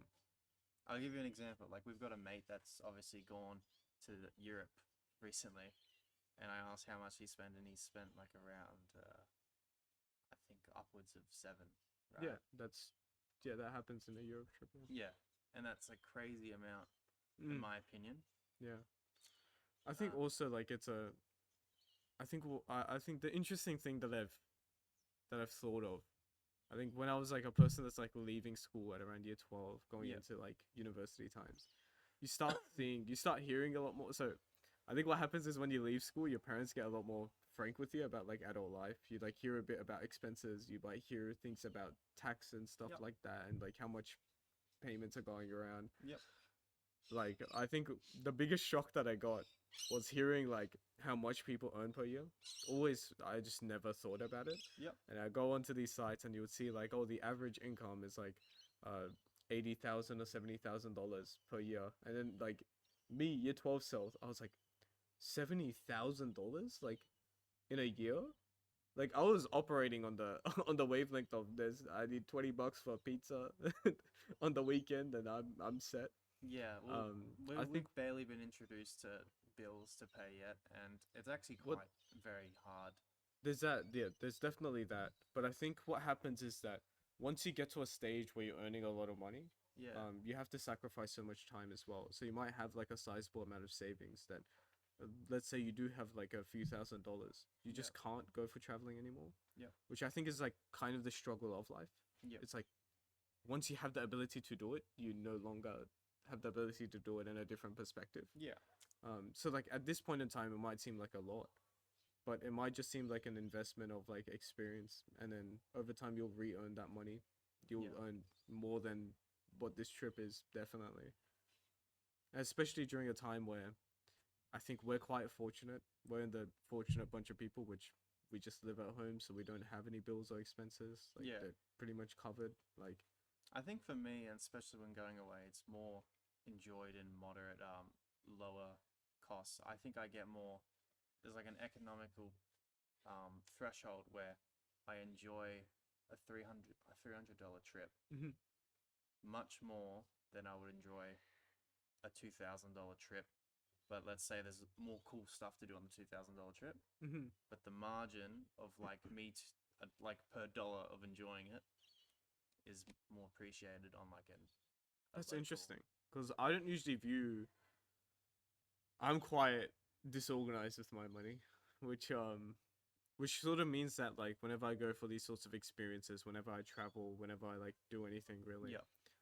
I I view it the opposite way. It's like I'm always looking at, okay, what do I want to do? What is the best experience out of this? Yeah. The money's sort of like a second question that I bring in, which is a big problem sometimes when like you use up like a bunch of your money and you're like, okay, now I actually can't do anything. Yeah. Which is interesting to hear like a different side of that. Because I just don't experience that side a lot. Yeah. Um, And that's fair. yeah. Because it yeah. hasn't become like a big issue yet. Or something you've been introduced to, or us, like the idea of managing money more expertly. Yeah. Yeah, I wonder if like I wonder in terms of like what one should adopt in terms of like a value set in the position that we're in, because in one perspective you could see it like your ideas of being responsible about how you earn money and how you spend money will Yeah. translate well into the future, right? Yeah. But then at the same time you can argue the opposite of like this is the point in time where you should be spending a lot of money because like you don't need to be making a lot, you don't need to be Your having these disposable sorts of income things. at the moment is extremely high, Yeah. but there's going to be a point where it's going Exactly. to get slimmer and slimmer and slimmer. But it's like it's hard to tell like should you be adopting the habit? Like, is it like a habitual thing that you should adopt from a young age, or whether you should enjoy not having the habit for a bit, or like, it's a very interesting sort of thought of That's a like, good what question. should you go down? Like, where should you lie? And Yeah. I think that question is the answer to that question is very different from person to person. But yeah, Yeah, that's actually tricky. I don't know whether or not it's good to, I guess, not have that, because it's a stress habit, I guess, as well. Once you adopt the habit, it is. It it's is being quite mindful stressful. and stressful of it. So I guess while not have, in my opinion, not having it at a young age, one is completely normal, and two is probably good. Good to not have that fear and that stress. Sure. Yeah. Um, Especially if you want to use it to go like travel the world or something like that. Yeah. Yeah. But yeah, I guess I've developed it a little bit to not too early, but I've just had it Yeah. for earlier than most people. Yeah, Hmm. and it's not even like I said, most of my disposable income now is going towards gardening stuff. Oh, okay. So it's like not even a like a. I just need to like I guess find more stuff. Maybe it could be that you're viewing travel as like a significant expense because what you purchase with your money currently to fuel your like hobbies that you find satisfaction in Mm, is at a different sort of range compared to when you travel. Like maybe there's like an internal feeling that okay, when I spend a few $1,000s traveling, I could have had this many plans at home and done so much other things with my money. yeah, Maybe it is that. no, that could be it. Because there's also like even fueling like gaming and stuff, right? You like if you need to upgrade a certain part of your computer, that's like $1,000. Yeah, And it's like I see it as my brother coming again. Oh no, that's okay. fine. I see it as yeah. I no, you are right there. I do look at a lot of tangible assets I can buy and non-tangible, more experience assets like going away somewhere, Yeah. and I prefer the tangible stuff. So, Mm-hmm. and I also think about it already in a environment where I'm planning for my, my next chapter with my girlfriend. I guess So it would be more like I could go away, or I could, buy something that's intangible just for experience, or I could buy something that, like a car, for example, mm-hmm. and I can have Yeah. not just a thing where I go away, enjoy, and then come back and I'm left with nothing afterwards. I've Yeah. got something that sticks Mm-hmm. and stays and is actually like meaningful, and I guess It's an interesting perspective on it. yeah. Yeah. That is an interesting 'Cause- perspective. Because there's also like I think with travel there's a risk of precisely what you're saying of like not getting as much out of it as what you feel like is deserving of that money. Yeah, yeah. So I think guess this for me, zooms out a it's all bit. about like I guess finding that balance. I think it zooms out a bit towards like the way that you approach life as well. Yeah, Of like having that more like safe, stable sort of space, which is Yeah. a good thing. It's just a way of doing life, right? Yeah. Yeah. yeah. Because the things I look forward to is like owning a house, owning a car, Yeah. buying that ring, sort of stuff. Yeah. For sure. For sure. Yeah. All right. I Have think you we've. noticed it's gotten very dark? It has. It's very interesting in the podcast that like because I film in the afternoon, you Yeah. actually see the effect of the afternoon to evening sort of transition. Yeah, like if someone is wants to also kinda jump nice. from the timeline from start to finish, and They'll like, actually it see a go down a difference, few right? shades. Yeah. They'll have to turn their brightness down. Oh, man. But yeah, I have prepared 2 segments for this Okay. podcast. Okay. So we'll go through those segments, and then what time are we looking at? We're at 1 hour 18. Actually, what I'm gonna do is I'm gonna pause this recording because I need to go to the bathroom. Weak. So, as per tradition, if we're gonna pause the recording, Oh, the clap thing. The Do I clap. get to do the clap you thing? get to do the clap Can thing. I do it now? Yeah, you can do it whenever. Welcome back, people. Just a little break, little bathroom break before we start our segment. What are you talking about? I just clapped. There's no break. Yeah, we just thought you clap twice There's and a then bit just of a blip. had a great time. Yeah. So the We got a first segment. Yeah, let's do it. the first segment that I've prepared is I've gone out and asked people. No, not fucking this. Shit. This is called the friends segment. So Oh, I've asked a bunch of people. I'm just gonna make sure I've got everyone. Yeah, There's yeah. been I'm sure you asked many of my loyal friends, and I'm sure it's going to be nothing but sunshine and rainbows. I've asked 6 friends. Okay. Or 6 people that have. Oh, I've asked more, but 6 have gotten back to me. Thank you, everyone that's gotten back. And Yeah, cheers, guys. Really appreciate it. let's just double check I've got everyone. I don't want to miss out on anyone. And if I do miss out on you, please let me know. In And the comments below. sure, you can use the comments below. That'll be great. While we're at it, and- ring that bell. I think it's right over there. Ring the bell. Never miss a podcast from Ali's Life in Progress. Yes. Oh my god, big drama. Big drama. There's Like- been another group chat made because someone doesn't like someone else. That's Breaking big- news? Breaking news, guys. Do we dox them? No, we're not doxing them. Do they watch? Yes. Oh, they that's do. awkward. Oh, They that's do. orcs. Oh no, not the The person that. No, person no, that no, no, no, got- no. Not the person that got removed. The person that got eliminated from the chat is watching. What are your words to this person, Ali? To the person that got eliminated, my sincerest condolences. Oh, you hated them.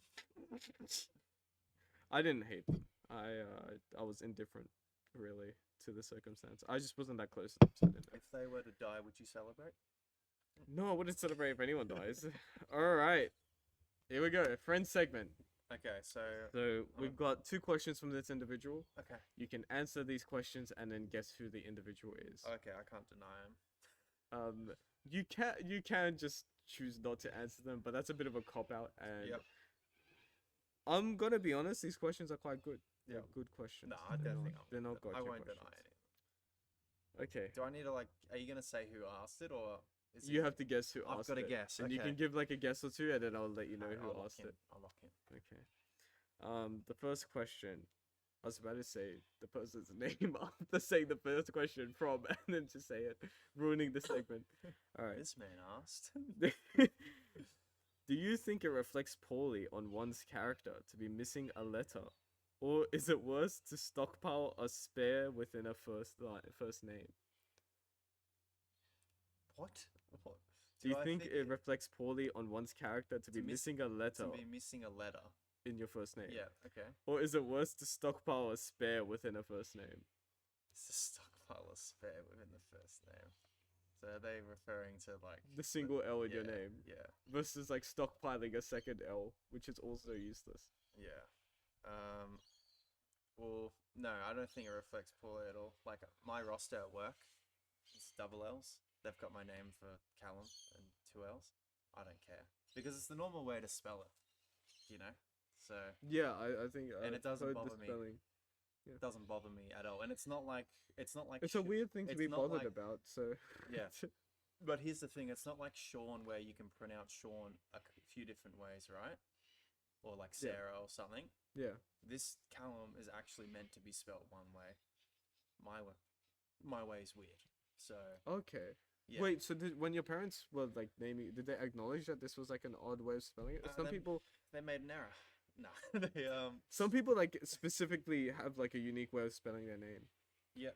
I think James, like they actually had the unique name of spelling the name, like Yeah. it's on purpose. Yeah. Yeah. I Yeah. love the Y in James's name. It just feels so cool for it to be there. It's very unique. Yeah. Yeah. Hope you're watching, buddy. Big shout out. Big shout out.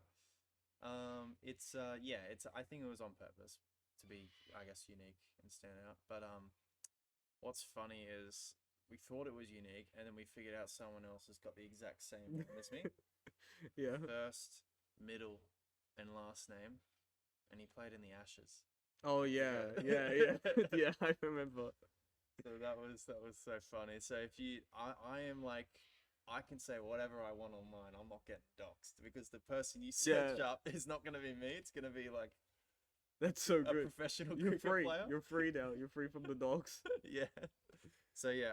In summary, yeah, I'm not. I don't think it reflects poorly of anyone Okay. at all, and nor am I bothered by it. Okay. What do you think about the under 16s social media ban? Is there an ideal way to monitor children's access to social media without curtailing their digital freedom? Absolutely not. I don't think. There's a good way to monitor and control it because I think those kids are just going to get things like VPNs Mm. to, just bypass a very, very easy way. And they're going to share it around so everyone knows how to do it, sort of thing. Yeah. Yeah. Do you think it's even worthwhile having the ban if that's going to happen? I think the government's head is in the right space, and, or their heart is in the right space. They don't want kids getting subject to, these awful things that are online. Mm-hmm. Is it gonna work? No, because yeah, obviously the VPN. I think the blame more goes towards the social media themselves and their failure to,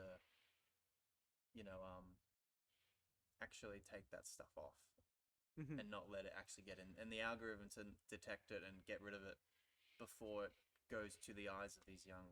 younger audiences.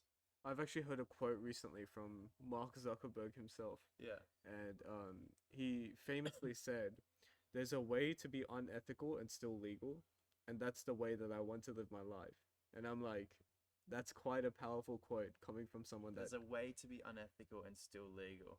that's the way I So want to live there's my a life. way to pretty much be bad, but also tiptoe within the boundaries of being legal. And I think that's actually part of a larger conversation about businesses in general, about how they're always trying to find a loophole. That makes sense, to be honest, because he did the loophole with getting rid of his buddy. It is brutally honest. Remember his other stakeholder? Yeah. When they started it up, I and forget they his cut name, him but out. yeah. It was Mark Zuckerberg and yeah, I forgot his name, but it is like a very brutally honest quote, and I think it's quite a powerful quote in terms of like understanding the mind of someone that runs these businesses. I guess you don't get to where you are. Also, top company in the world. Yeah, Like, yeah. But at the same time, leader of do social you? media without busting a few skulls on the way. But at the same time, do you have to get to that position? No. Like, does that necessarily even have to happen? I know a lot of people end up saying that, like, oh, you can't get to that position. But then I feel like that statement assumes that that position is mandatory or it needs Yeah. to happen. Yeah. I feel like having like a social media company that sure like runs business like they want their social media to be better than the others in some way. Yeah.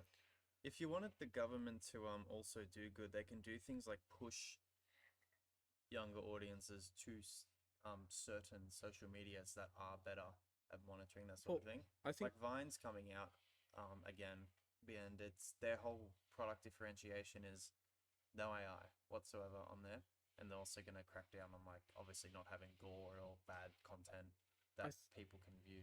I think it's hard because, in terms of a government's perspective, sometimes the way that they like to view the government's role within society is sort of like a parent, right? Yeah. A parent's like sort of just meant to draw the lines at certain points, right? Yeah. I think what happens is that if it's a bit hard for a government to be like, oh, we're going to push this platform.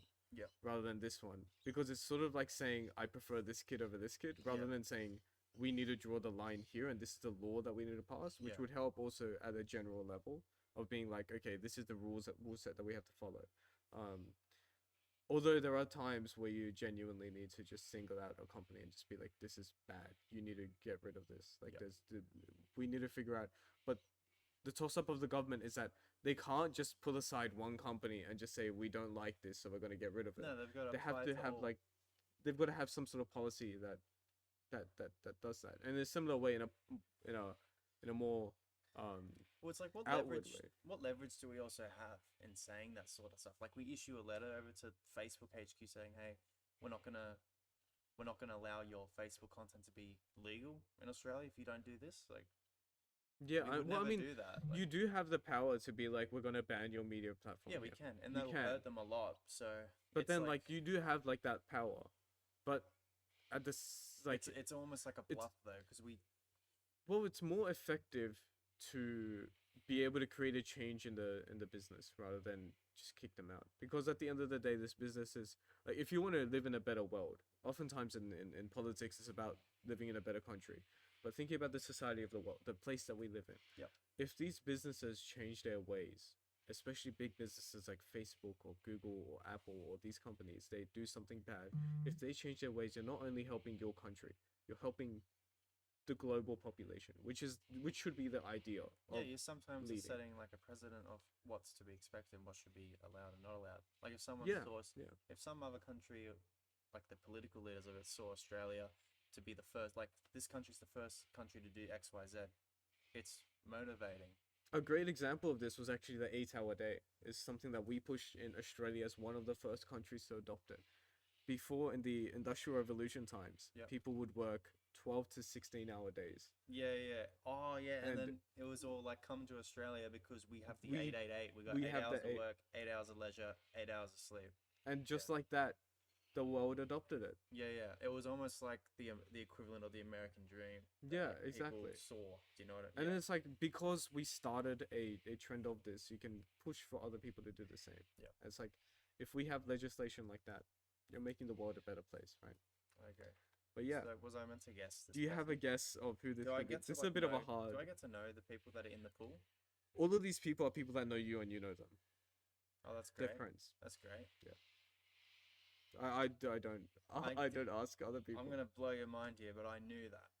Yeah, I I can't knew really it wasn't give gonna much. be Timmy, that your mate that I've never known. Yeah, but like I don't know how to. I can't really give much away, otherwise it's sort of. So I defeats the can't know the people. I can't know the pool of people that it could possibly be. purpose. Oof. Should I give that away? You know what? It feels a bit more fair if I did. We know a lot of people in common, so. Okay, in this pool we have James. Yep. Anton. Yeah. Liam. Yeah. Rory. Yeah. Luke. I know exactly which question Rory's gonna be. Ryan. Yep. And Nicola. These are the people that. These are the 6, 3, 4, 5, 6. Yep. 7. Okay, so it would have been either. I say it was James, Anton, Luke. Did you say Luke? Yep. James, Anton, Luke. Nicola, Ryan. Did you say Ryan? Yes. Liam. Liam Okay. and Rory. And Rory. Okay. 7. I think it's either Nicola or Anton. No, this was Liam. Damn. Yeah. Good stuff. Good stuff, Liam. Yeah. No, that was a good You question. fooled me. All right, this next two Well, questions. much like when he did his, I thought I was gonna get an Overwatch question or some bullshit like that. When he did his. When he did his one, and then like someone asked an Overwatch question, Yeah. he thought it was me. Oh, okay, yeah. You both fooled each other. Yeah, so I was just waiting for an Overwatch question or something. The moment you said Liam. No, these questions are actually quite Hmm. interesting. This next question is, if you could heighten one sense, but the associated body part also grows in size, what would you choose? Okay, so So for you have- your eyes would grow. Well, that Thigh- that can't work, can it? Ears. Let's say the space that it takes on your face grows. Okay, so but it's completely plausible. Like my eyes Yeah, would yeah, just go yeah. like that. It's not like it's not physically impossible for this stuff to happen. Like it would accompany the space. That What it if I wanted my touch sense to be heightened? What the fuck grows then? like if it's Do I touching your get to- hand, do your I get hand to gets choose? bigger. Oh, okay. Like you-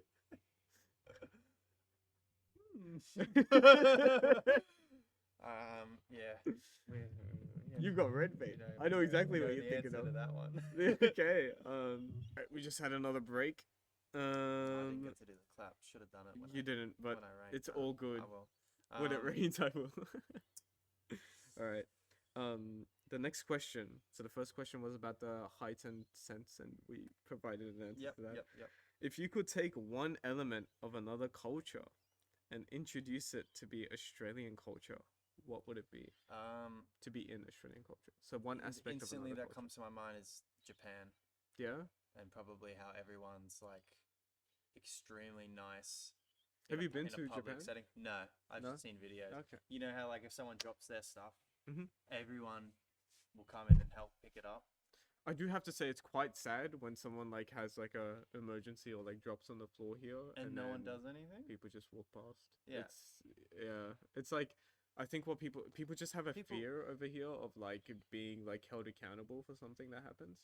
I think like I don't know, it's just a culture thing that's Oh, over so you're here. saying people act on emergency situations out of fear? No, people looking- don't act in emergency situations because they feel like if they act and then if they do something wrong or if danger happens, Well, they we're get like in a first aid setting, yeah. we're completely covered. Yeah, I know we're completely covered, What's but the people rule? have What's that. it called? It's It's called the good, Good well, Samaritan's Law. initially it's called Good Samaritan. I'm Yeah. sure it's called something else now, but it's a Good Samaritan's Act. And do you know? Yeah, that's I interesting. as 'cause in like in America, if you provide first aid, you can be sued. yeah, it's that- insane. Yeah. I don't know how that country works because every time I hear a law from them, I'm like, that sounds so dysfunctional. So if you're, example, doing CPR, you break ribs, you're not liable. If the person unfortunately dies, you're obviously not liable because you tried to save them. Mhm. But yeah. What was the question? Like taking an aspect of someone else's culture into our culture. Oh yeah. So obviously, yeah, Japanese and how they're kind of they perceive to be nice. Okay. I think. Let me have a quick thing. There's probably one out there where it's more a culture where people are more hospitable. I can't think of a Okay. good Yeah. culture. Yeah. Do you have an answer for that? I've already given this answer on this podcast, but I'll say it again. It's if in a lot of parts of Europe and a lot of parts in like Pakistan, a lot of these areas, there's a lot of cafes and stuff that are open at night, so you can go out at about like Ooh. 11 p.m. or like even midnight or even up to about Oh, that's 3 a.m. cool. Yeah. And I think a big problem that we have in Australian society is that Yeah. the only things that are open are pubs. And I think what happens is over Yeah. time, what happens is those the nighttime becomes like a dangerous space for a lot of people, or like Yeah. they feel like it's a dangerous space because there's going to be drunks on the road and everything like that. If you have cafes and more like friendlier environments for people to just hang out at, you'll change the culture of how night is. You'll have like a more vibrant and safe nightlife. And I think initially people might feel a little bit like it's night and I shouldn't be out or whatever. Or drinking Yeah. caffeine. Well, then they can open up like dessert bars, Does like it have a milkshake shack the or milk, something like yeah, that? things like that, right? And I think by doing that, I think what we've also lost over here is a lot of third space stuff, like being around other people. I think that would help in that regard. Yep. I think also because there'll be more people, there'll be a lot more like financial flowing. Like there'll be a lot of like economic growth for the country. Yep. I think also by that happening, things might become more affordable over time because profit margins can be slimmer because if they're guaranteed more things in life, and you'll raise a happier community and society. You have think thought that's- a lot about this. Well, yeah, I mean, No, it's good though. That's I've thought about this like it's because it's come up a few times. Each Yep. time I develop the thought more and more, so there's Yep. like an extra added thing. But yeah, Not obviously not the question, but if there was more food culture, because I love experiencing a lot of cuisines. Mhm. A thing I would love to get more into would be Japanese cuisine. oh yeah, I don't eat it enough yeah. as much as I love it. I love sashimi. I love teppanyaki. There's I a really love- expensive, really good Japanese restaurant that me and Yeah. Connor went to after our like podcast. all spectrums That of the was food, like nice. from ramen to raw fish. That would be really good. Like I love- imagine like having like an international street and then you just have like cuisines from all over the place. And then like what they could do is they could like the local council there could sort of like run like a sort of like competition sort of thing Yeah. of like the best restaurant gets to be on this Yeah. street, and they get like a small amount of like payment to run Yeah. their or like a little prize to be in this sort of street. Yeah, right. There's a fun game you can do with mates, is where there's like a website where it shows a wheel and it actually shows over 300 different cuisine styles, right? Okay. And it spins the wheel for you, Hmm. and then it lands on one, and then you search up a place, like say it's Cantonese restaurant, That's good. and you find it. That is good. That is How good. cool would that be? Like you just try, and That would be really good. and the idea of it being so many cuisines is that you're not going to land on Italian or something like that. Like all the time. Yeah. Yeah. Yeah. That could be a good idea. Yeah. Even for our group to start doing. Anyway, yeah. But yeah. Who do I think that is? So the first one was the penis enlargement one. Yeah. Yeah. And then this one.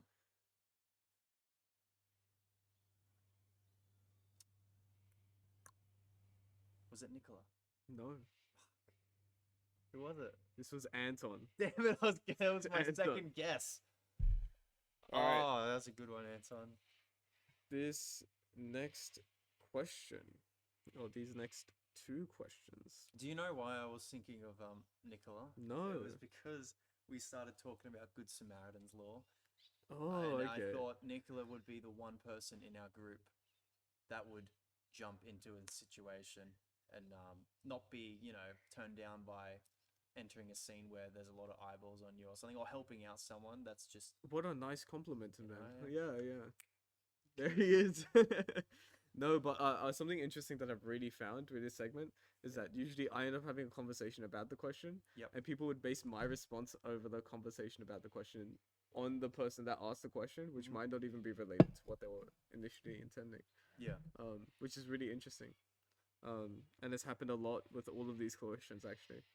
Probably sucks for the person asking the question because they're waiting for a fucking answer and now he's Actually, you know what now we've happens? spiraled into a different question. People usually ask these questions. Firstly, they don't usually know what to ask. They're Yeah. always like stuck in how to ask it. And then when it comes up in the podcast, like pretty much every single time, I take a different perspective to the question. Yeah. And the question turns into something else.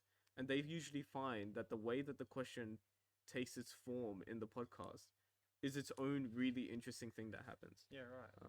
So yeah, that's been an interesting observation from the people that have asked the questions. Cool. The next question is, you said you were planning to get engaged this year. How much will you spend on the ring? And when do we get to find out which member of our group will be lucky enough to be the bride? In brackets, I hope it's me, says That's this James. person. That's James, no doubt. Or could be Rory. I'd probably spend. We've had conversations already with Bella, but I'd probably spend around anywhere between 2 to 3 grand, maybe. Okay. On a engagement ring. Yeah, not much to elaborate there. The funny thing would be, the bigger question would be whether or not the rock, which would be a diamond, I guess, is lab grown. Yeah, Or, I've heard you know what about I this mean? a lot. Because I didn't realize how much of a difference There's a large in the difference. price. A It is. really large difference. If you wanted to get the best of the best diamond, I don't know what it's called, right? Mhm. But it's the purest diamond, obviously, and it's like a standard nice size. It's like $100,000 more, right? But if you got a lab grown of the exact same, it would be like 10 grand, 15 grand. Well, it's about how much resource it takes to get either one of them, right? Yes. For one yes, of them, you yes. have to like dig into the mountain. Also, to be able to naturally get it. not necessarily. It's not about how long it takes to get it, but the demand of it too. Ah, okay. Because I see. I don't think we base a lot of our pricing about how long it took to get this product. Because I've heard that diamonds take an extreme long amount of time to naturally form. And Yeah, I but presume it's the labs like make the it's process a because lot of- faster and easier. But Right? yeah, it's because of that makes it more demanding. Yeah, and then If that people makes see sense. the And charm then of people it, see the and it's like a demand of it, and positive that's why the feedback price is loop higher. to make the price higher. Yeah. Huh. Okay. But yeah. So 2 to 3 grand, I guess. Okay. Okay. Yeah. How do you? And who would I marry? Who's it for? Yeah. It's, Who's it for? it's for.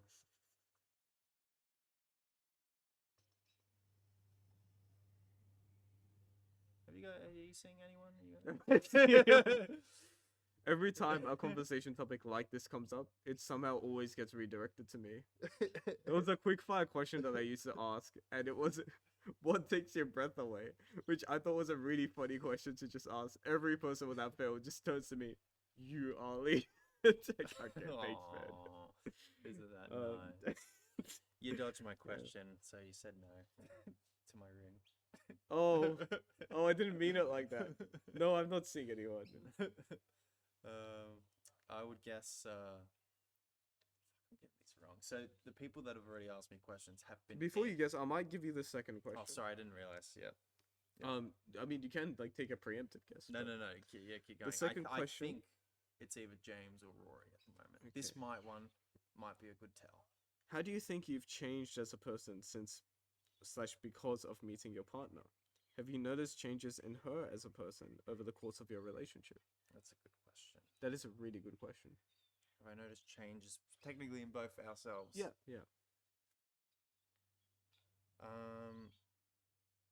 Obviously, the answer is yes. Mhm.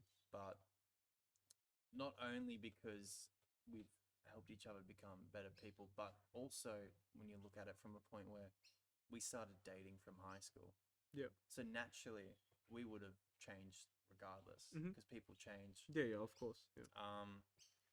It's been a miracle that both of us, when we changed, it was good change and we liked it, and we obviously stayed in love. So it was What sounds like the change happened in the same direction, so it wasn't Yeah. as yeah. So we were both in the same direction, and after a few years, I guess we came to the conclusion that this is probably going to be something that's definite, long term, and going to be very fruitful. Mhm. In terms of change, I feel like she's had more impact on me than I ever had on her.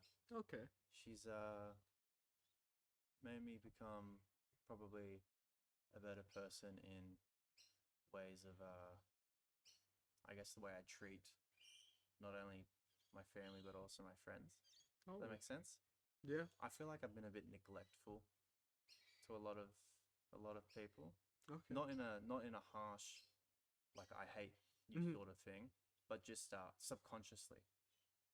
Okay. Like I could have been giving people the time of day a bit more. If Okay. that makes sense.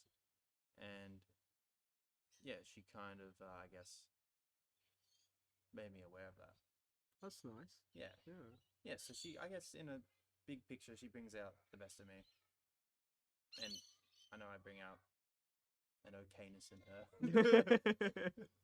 Fair She enough. hates my guts. But yeah, that's a good question. I like Yeah, that that's question. nice. Yeah. That's nice. Well, I mean, yeah, it's good to hear. I mean, I've always seen you as around the same when it comes to our friendship, but that's just because the foundation has always been strong, so it's been Yeah. good.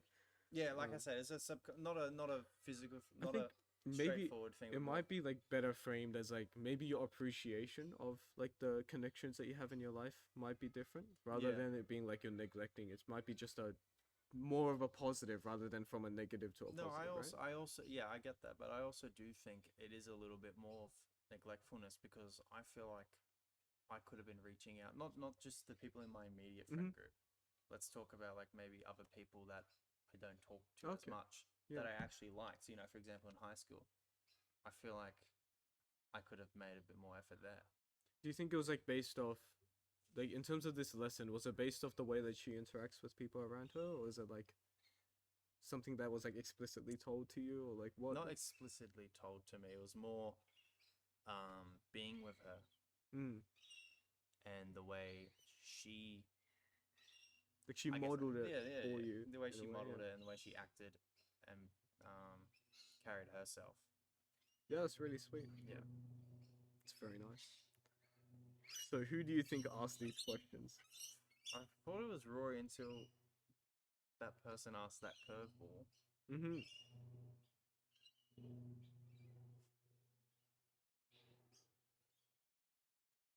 I'm gonna go James. It was James. Yeah. It was James. Yeah. Good questions, James. I liked them. He's always got amazing questions. I've always thought I that. was waiting for the would you rather have $1 billion Yeah. venture and housing? Would you rather get your wang stopped? Yeah. Classic James question. Yeah. Yeah. So, the next question. We'll run this. This person had one question. So you only have a little bit to go off from. Okay. And the question is, boys fishing trip when? Who are the people there? You have Luke, Nicola, Ryan, Rory. Rory. Oh, Okay. Who?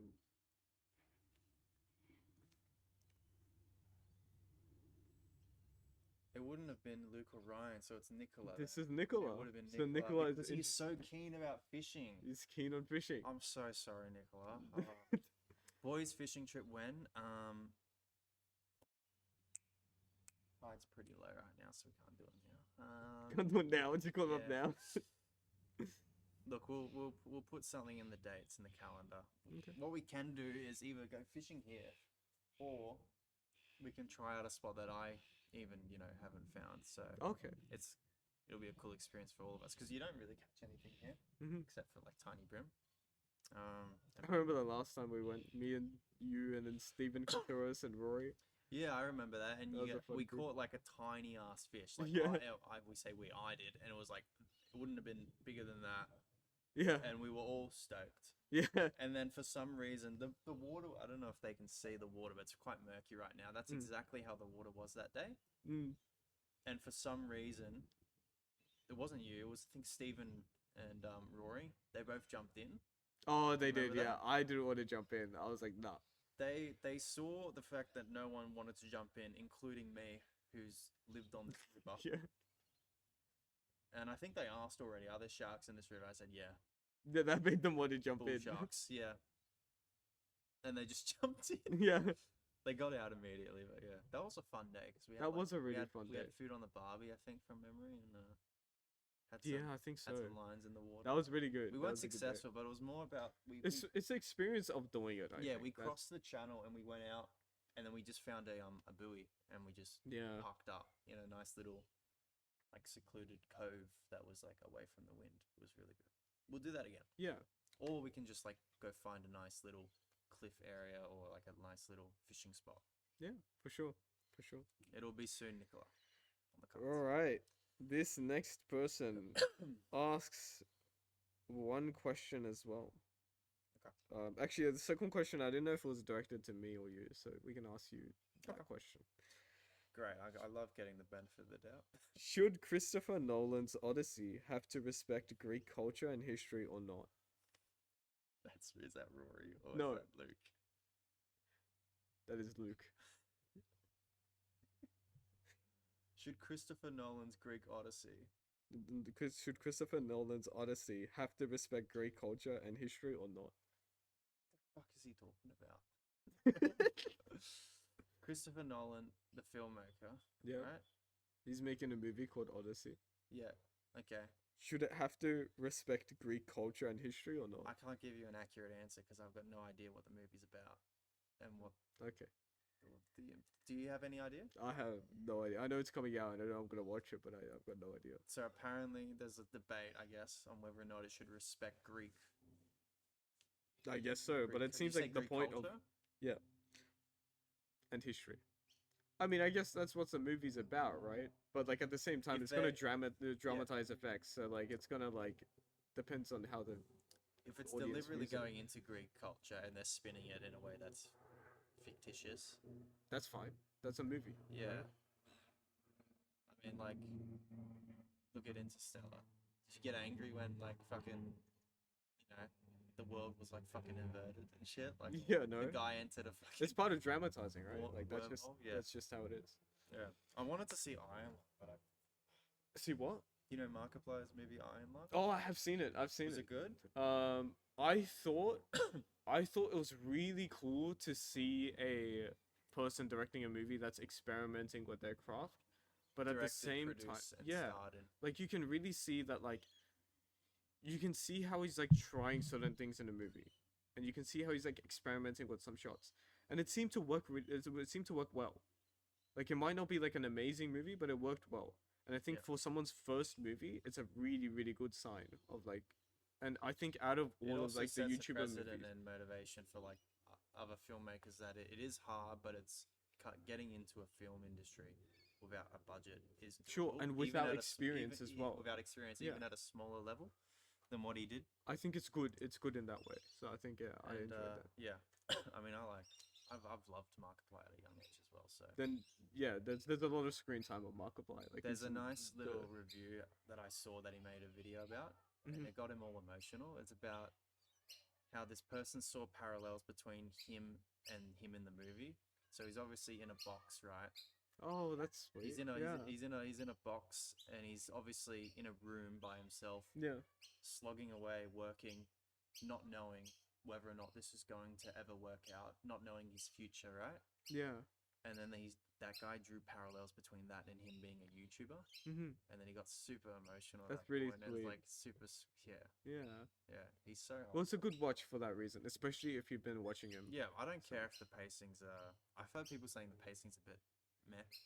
But like I feel like the pacing is always a problem in like every movie, even if they're well produced and everything. People say Interstellar's pacing is bad. Yeah, like I liked Like- what he did beforehand in his YouTube. He did like YouTube Red, didn't he? Or he did some sort of mini series of like a heist with Markiplier or something, Oh, okay. where it's like it's a telltale, like you get to make your decisions off him, Yeah. and he can clearly act. Yeah, I mean, I Yeah. thought his acting was pretty good. If I didn't know who he was, I would have just assumed that he's like he's a person that acts, Yeah, right? so good on him, especially for how long it took that finally came out. I think it topped charts as well, It did really well. Yeah, yeah. so good for him. Um, But yeah, no clue what you're talking about, Luke. So sorry. he also asked, "How are you, mate?" And I think that was directed to me because I haven't messaged him in a while. But how are you, Calum? I'm alright, mate. That's great. All right. This next person. Yeah, keep going. Did you want to continue? You No, can- I didn't have a genuine answer for it, but I'm do. If he meant it, yeah, I'm doing good, Luke. We'll catch up soon. All right. Yeah. Sounds good. All right. This next question. This is two questions. Both of these people have two questions. So the first person, his first question is, what would you sacrifice to not be allergic to the cold? So the two people are Ryan and Rory. How about this? We'll go through the Yeah, questions, yeah. Okay. and then you can guess Yep, which one is That makes which. sense. So what thing would I sacrifice? What would you sacrifice to not be allergic to the cold? That's an interesting question because I can set the bar on something that's so little. Yeah, Do you know what I mean? but like, how high would you go? Oh, okay. Not high at all. Like, you can just say that I'm not gonna eat a pastry in France for the rest of my life, and I it's like, still wouldn't agree to that, to be honest. really, Yeah, because it doesn't. I've had it for so long. you've become like you I've know how to become deal with acclimatized it to and it. stuff. Like I still can't, decide to throw myself into the ocean or the surf and without a wetsuit on or something. But But it's something you've it's something that's created manageable, adaptations to. and Yeah. I've adapted. Yeah, that's exactly it. Okay. And it's also given me more appreciation for the heat. Like I can tolerate the heat a lot more and be okay with it a lot more than most people. Yeah. If that makes Yeah. sense. I see. Yeah. The next question is, this person asks you about your home planet. Rory. What about your home planet? It's Rory. So, is it Rory? It is Rory. I'm gonna give you the other questions. from Okay, the so other not many person. people know this, but I'm not from this planet, and Rory's got superpowers.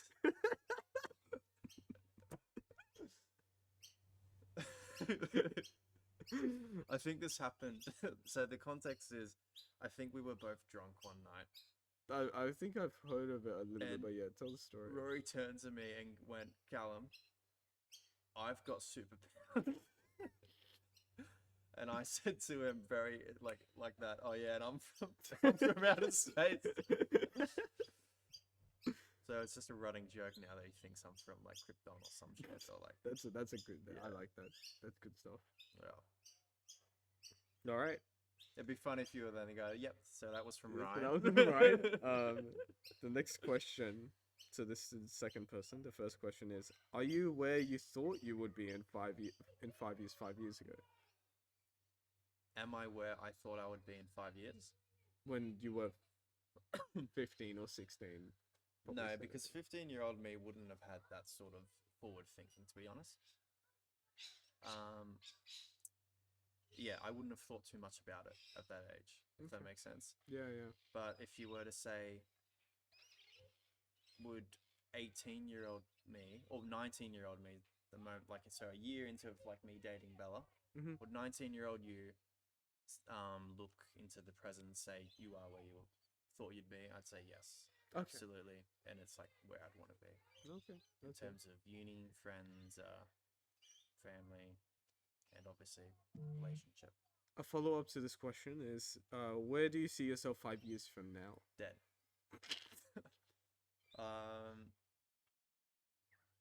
I see myself. Is he talking about like all aspects of, I guess, so like work, uni? Yeah. Yeah. So uni would be wrapped up, and I would be ideally in a job where I'm engaging in marketing. Okay. Um, I'm still pretty flexible on what I'd be okay with going into marketing wise, because it's such a broad topic. You could go into merchandising, advertising, a lot of shit, digital. I could see myself still pivoting into any one of those. Mhm. It literally relies on what business kind of, I guess, swoops me up first. It's more like availability of the Exactly. job, right? Because I liked all aspects of it, and I can see myself loving whatever work they give me. Yep. And only then I can probably tell you what area of marketing I do. But yeah, so that would be 5 years, probably, a marketing job. Married. Yeah. Married by the end of, married within like 2 years from now. Okay. Yeah. And yeah, obviously probably renting, to be realistic, Okay. a nice flat. Nice. Yeah. Nice. Yeah, that's probably it. All right. All right. And then- obviously maintaining, yeah, all the lovely friendships that I have. Very sweet. Yeah, you're welcome. You're welcome, buddy. You're welcome. Okay. I've set up all of these like mic equipment, everything like that, and just to be told you're welcome. Thanks, champ. Great. No, no. Thank you. Thank you. Thanks for the question, Ryan. That was nice. What is your favorite single player game and favorite multiplayer game? This would have been a really good question for Rory to ask me, because he knows I don't like playing single player games. I'll start with multiplayer then. Sea of Thieves. Okay. We talked about that already. Yep. But other than that, I'm pretty big on multiplayer games, especially competitive ones. Mhm. We've had the fortune of playing a lot of League together. Yep. I say fortune, misfortune. Great reference. Misfortune. I misfortune. Zing. So yeah, League. I played a little bit of Valorant back in the day when it came out. Yeah. And obviously I've played CS:GO for many years as well. Mhm. I've always loved. Yeah, that's a Kelvin. Shout out to Calum. If it ever reaches him. Yeah, I don't think it will reach him, but shout out to the big guy. Yeah, I've always loved playing those games because it's got a competitive aspect. It's first person, which I like. Never been a big fan of like the fantasy, aerial view or third person games like Baldur's Gate Yeah. or Okay. Helldivers. Yeah. And I never got into Call of Duty either. I've But never I'm gotten sure I into would have. any of those games either. I'm sure I would have. If I was introduced to it, but I kind of wasn't, to be honest. I was kept from those sorts of games. Like at the age of Yeah, I mean, friend at the groups age of play like certain 14, I games. wasn't able to play things like Black Ops or that. Yeah. Yeah. But instead I grew up on like Mario Galaxy and Wii Sports and Okay. all that stuff, and that was fun. Single player games.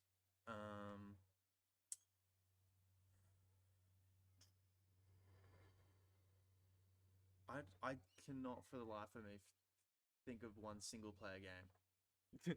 Like maybe a game on my phone would probably be the only one like the Single like the player. Simpsons Tapped Out or something, which is like the Sims version of the Simpsons.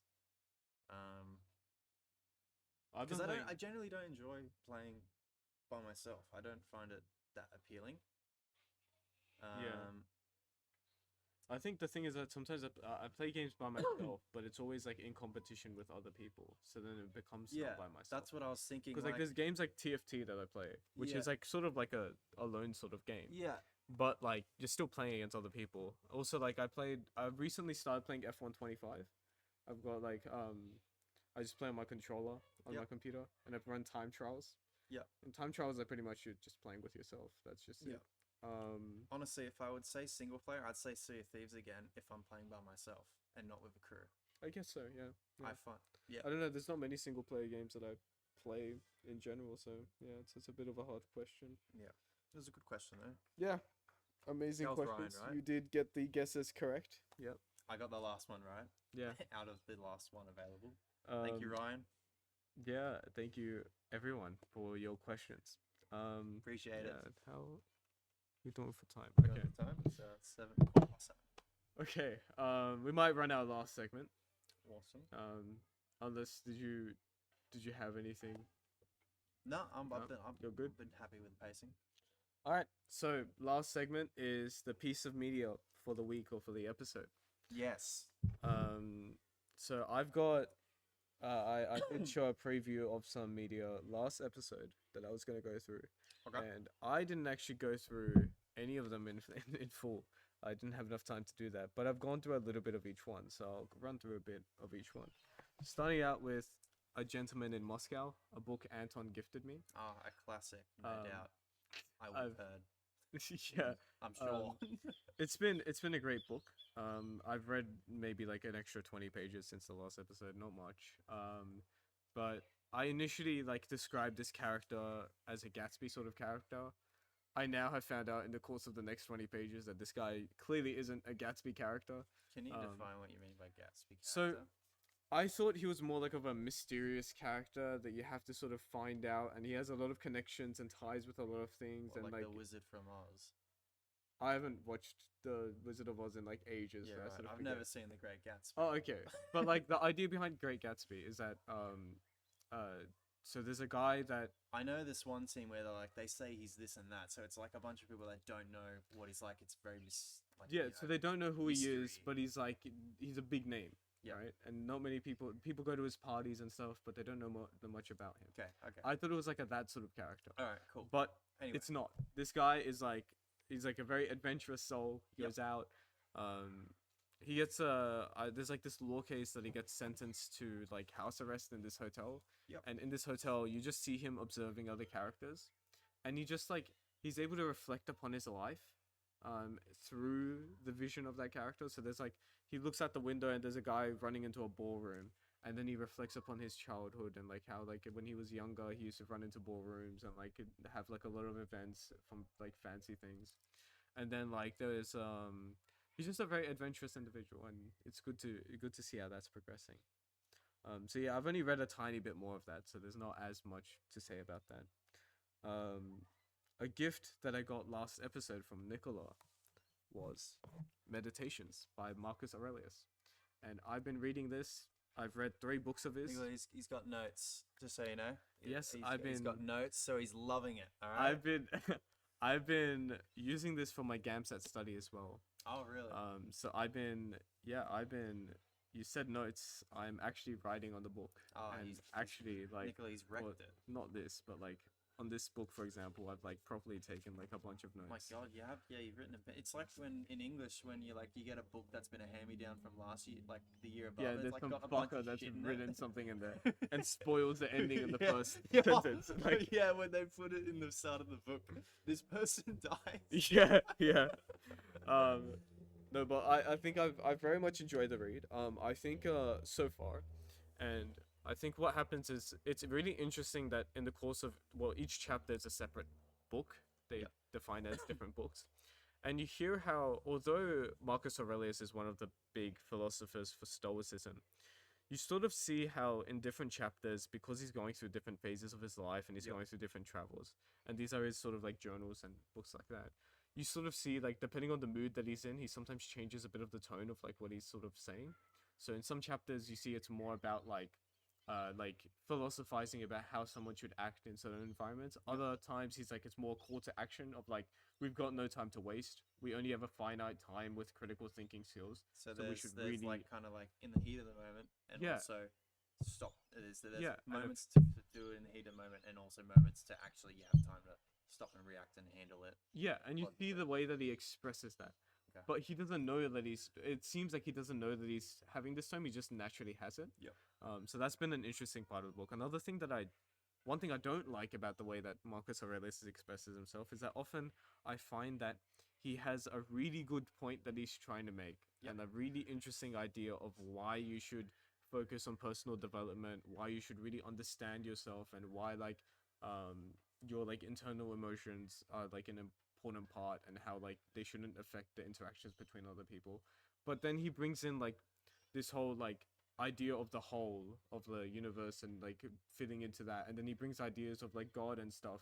And sometimes it feels like when he brings in these concepts, it sort of just doesn't finish his argument, sort of stops his He argument at a spot, bombards you with like quite a few like a different points. mysticism sort of vibe to it that I feel like just it stops the argument at a place that I feel like it could really go on like into like a really interesting way in terms So it's of almost like philosophy. he's oversaturating you with too many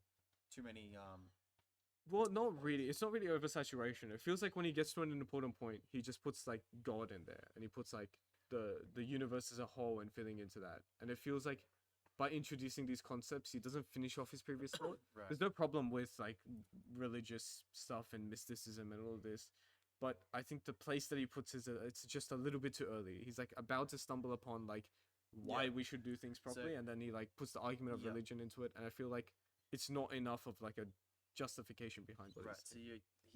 the author's got you like genuinely gripped, and you feel like you could actually go further down in understanding and reading I more think so. about it. Yeah, yeah. And right then and there, they cut it. It off. feels like So a it's bit cut off. prematurely. Yeah, it's a bit premature. And again, I don't have a problem with like God being put out as an argument, but it feels like You're right. it sort of closes a conversation once you Yeah. put that in, So right? that book Um, would be good for people that love reels and doom scrolling. In a way. But at the same time, this book wasn't meant to be published. This is his Oh, really? personal writings. That's his book. That's just his personal writings. And That's cool.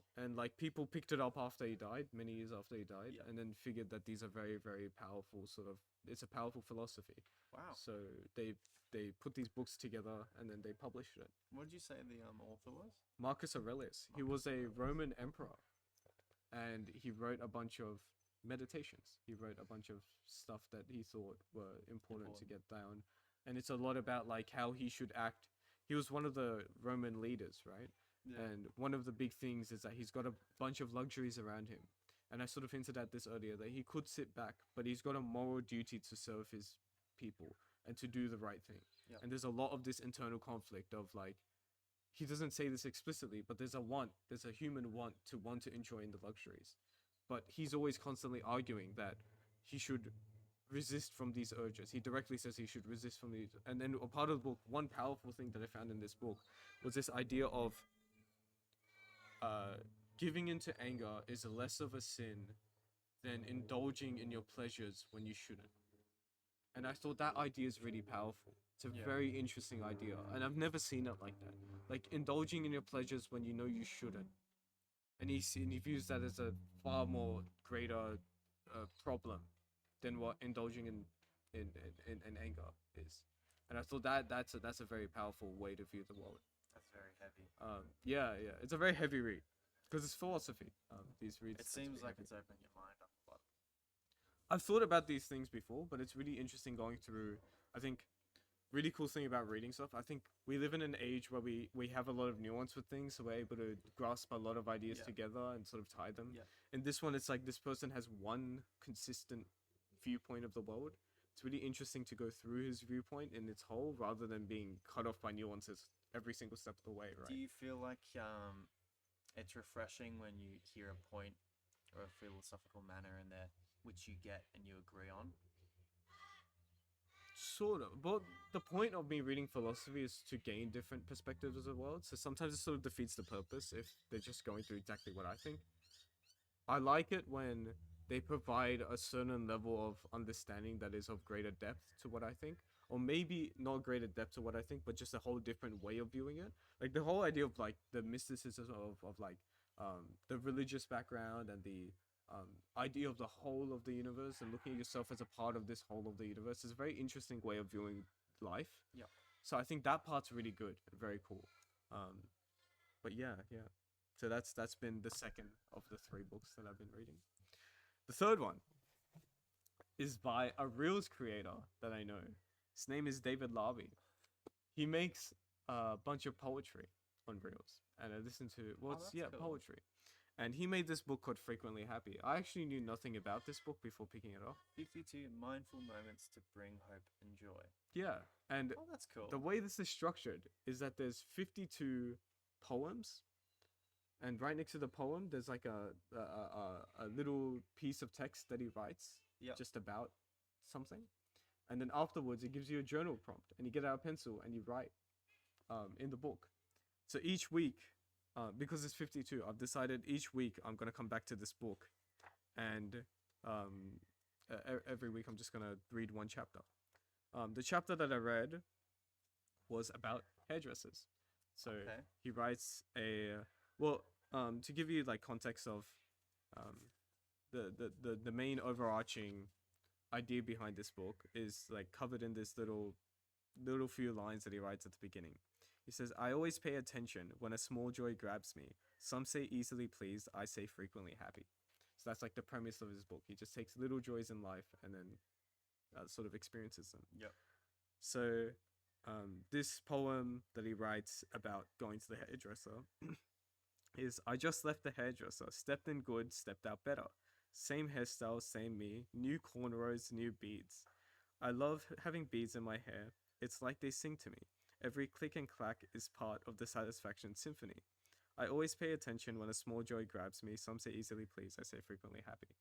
So he's got like little joyful little poetry in. Yeah. And I write like my thoughts underneath about what I think about the poem. Then I read like the little piece of text that he has next to it. Yep. And then he gives a journal prompt. And the journal prompt that he gave was, "What is something in your life that isn't the most important thing but means a lot to you?" So then I wrote two things. One of them is like driving my friends to places. I find that a lot of fun personally. Like the types of conversations you have, although it doesn't seem like it means a lot in terms of like general society, to me that means a lot. Yeah. So I read a lot about that in this book. So yeah, every week I'm gonna come back to this book. That's awesome. So yeah, those are my three pieces of media. Lovely. I like that question. It's a really good question. I hope his questions are always this like deep and powerful. 'Cause I Yeah. really enjoyed like sort of thinking about these things and writing them down. Because sometimes you also need that question to be asked, because then you take a step back, and then now you appreciate the drives a bit more often, probably more so than you would have. Yeah, it sort of like puts things that are in your subconscious about things that you experience and you enjoy, and puts them furthermore into the front of your mind. Yeah. It's like it reminds me of that scene from. Have you seen The Office? No, I actually haven't seen The Office, but yeah. You really? No, I Okay. haven't. So there's a guy called Andy Bernard, and he says at the very end of the season, like they're wrapping up the show, it's like, "I wish you could be in the good old days before you leave them," and that's what it reminds me of when. Yeah, it's very much like that. Yeah. Yeah. We're like marinating in the moment before they disappear, right? Yeah. But yeah, did you have? That's awesome. I had a bit of media, and it's honestly, it kind of goes on. This wasn't planned, I guess, but it wasn't. Kind of goes upon like what you said about maintaining a happy and privileged life. Mm-hmm. So it's just a poem. Don't know by who, but this is what it says. It's called "What a Privilege." What a privilege to be tired from work you once prayed for. What a privilege to feel overwhelmed by growth you used to dream about. What a privilege to be challenged by a life you created on purpose. And what a privilege to outgrow things you used to settle for. I really like that. I know. I remember sending you something like that. Like, how good does it feel to how lucky are you to be tired after a long day of work? And I feel like I don't do that enough. Looking back on what the bigger picture is, I feel like, especially in our young minds, we do that enough, where we have this ability to catastrophize and also look at moments that are small and, in a sense, not the worst thing, but since it's there and since it's happening right then, I actually would argue that rather than it being a young mind thing, I think it's a very human thing to be like, if there's a problem in front of you, to ignore all of the good Yeah. around you and just focus on that problem. And I feel like it's something that's developed just out of it comes from a good place of trying to fix problems. yeah, But yeah, I really like the way I think this point has sort of been covered throughout the podcast, and it's sort of nice that it's like sort of there to link it together. Yeah. About like although there's problems in our world, I think there's importance towards retaining that piece of contentment or not contentment, retain pieces of joy from little things in the world. yeah, So yeah. 100%. Yeah, it's something that I read that maybe 2 years ago Mm-hmm. when I think I sent it to you, and yeah, I occasionally come back to it when I've got like some sort of minor stressful thing, like if I come home from work, or if I obviously the one where it's like, what did it say? The one where it's like, what a privilege to be challenged by a life you created on purpose. Obviously that doesn't apply to me yet, Mm-hmm. but it will be in the Yeah. future. And I think it's just it's almost like a guide to tell you that even though you've got small things that are troubling you, Mm-hmm. you got to focus on the bigger picture. And if these things that are troubling you are getting you towards the goals that you ultimately want,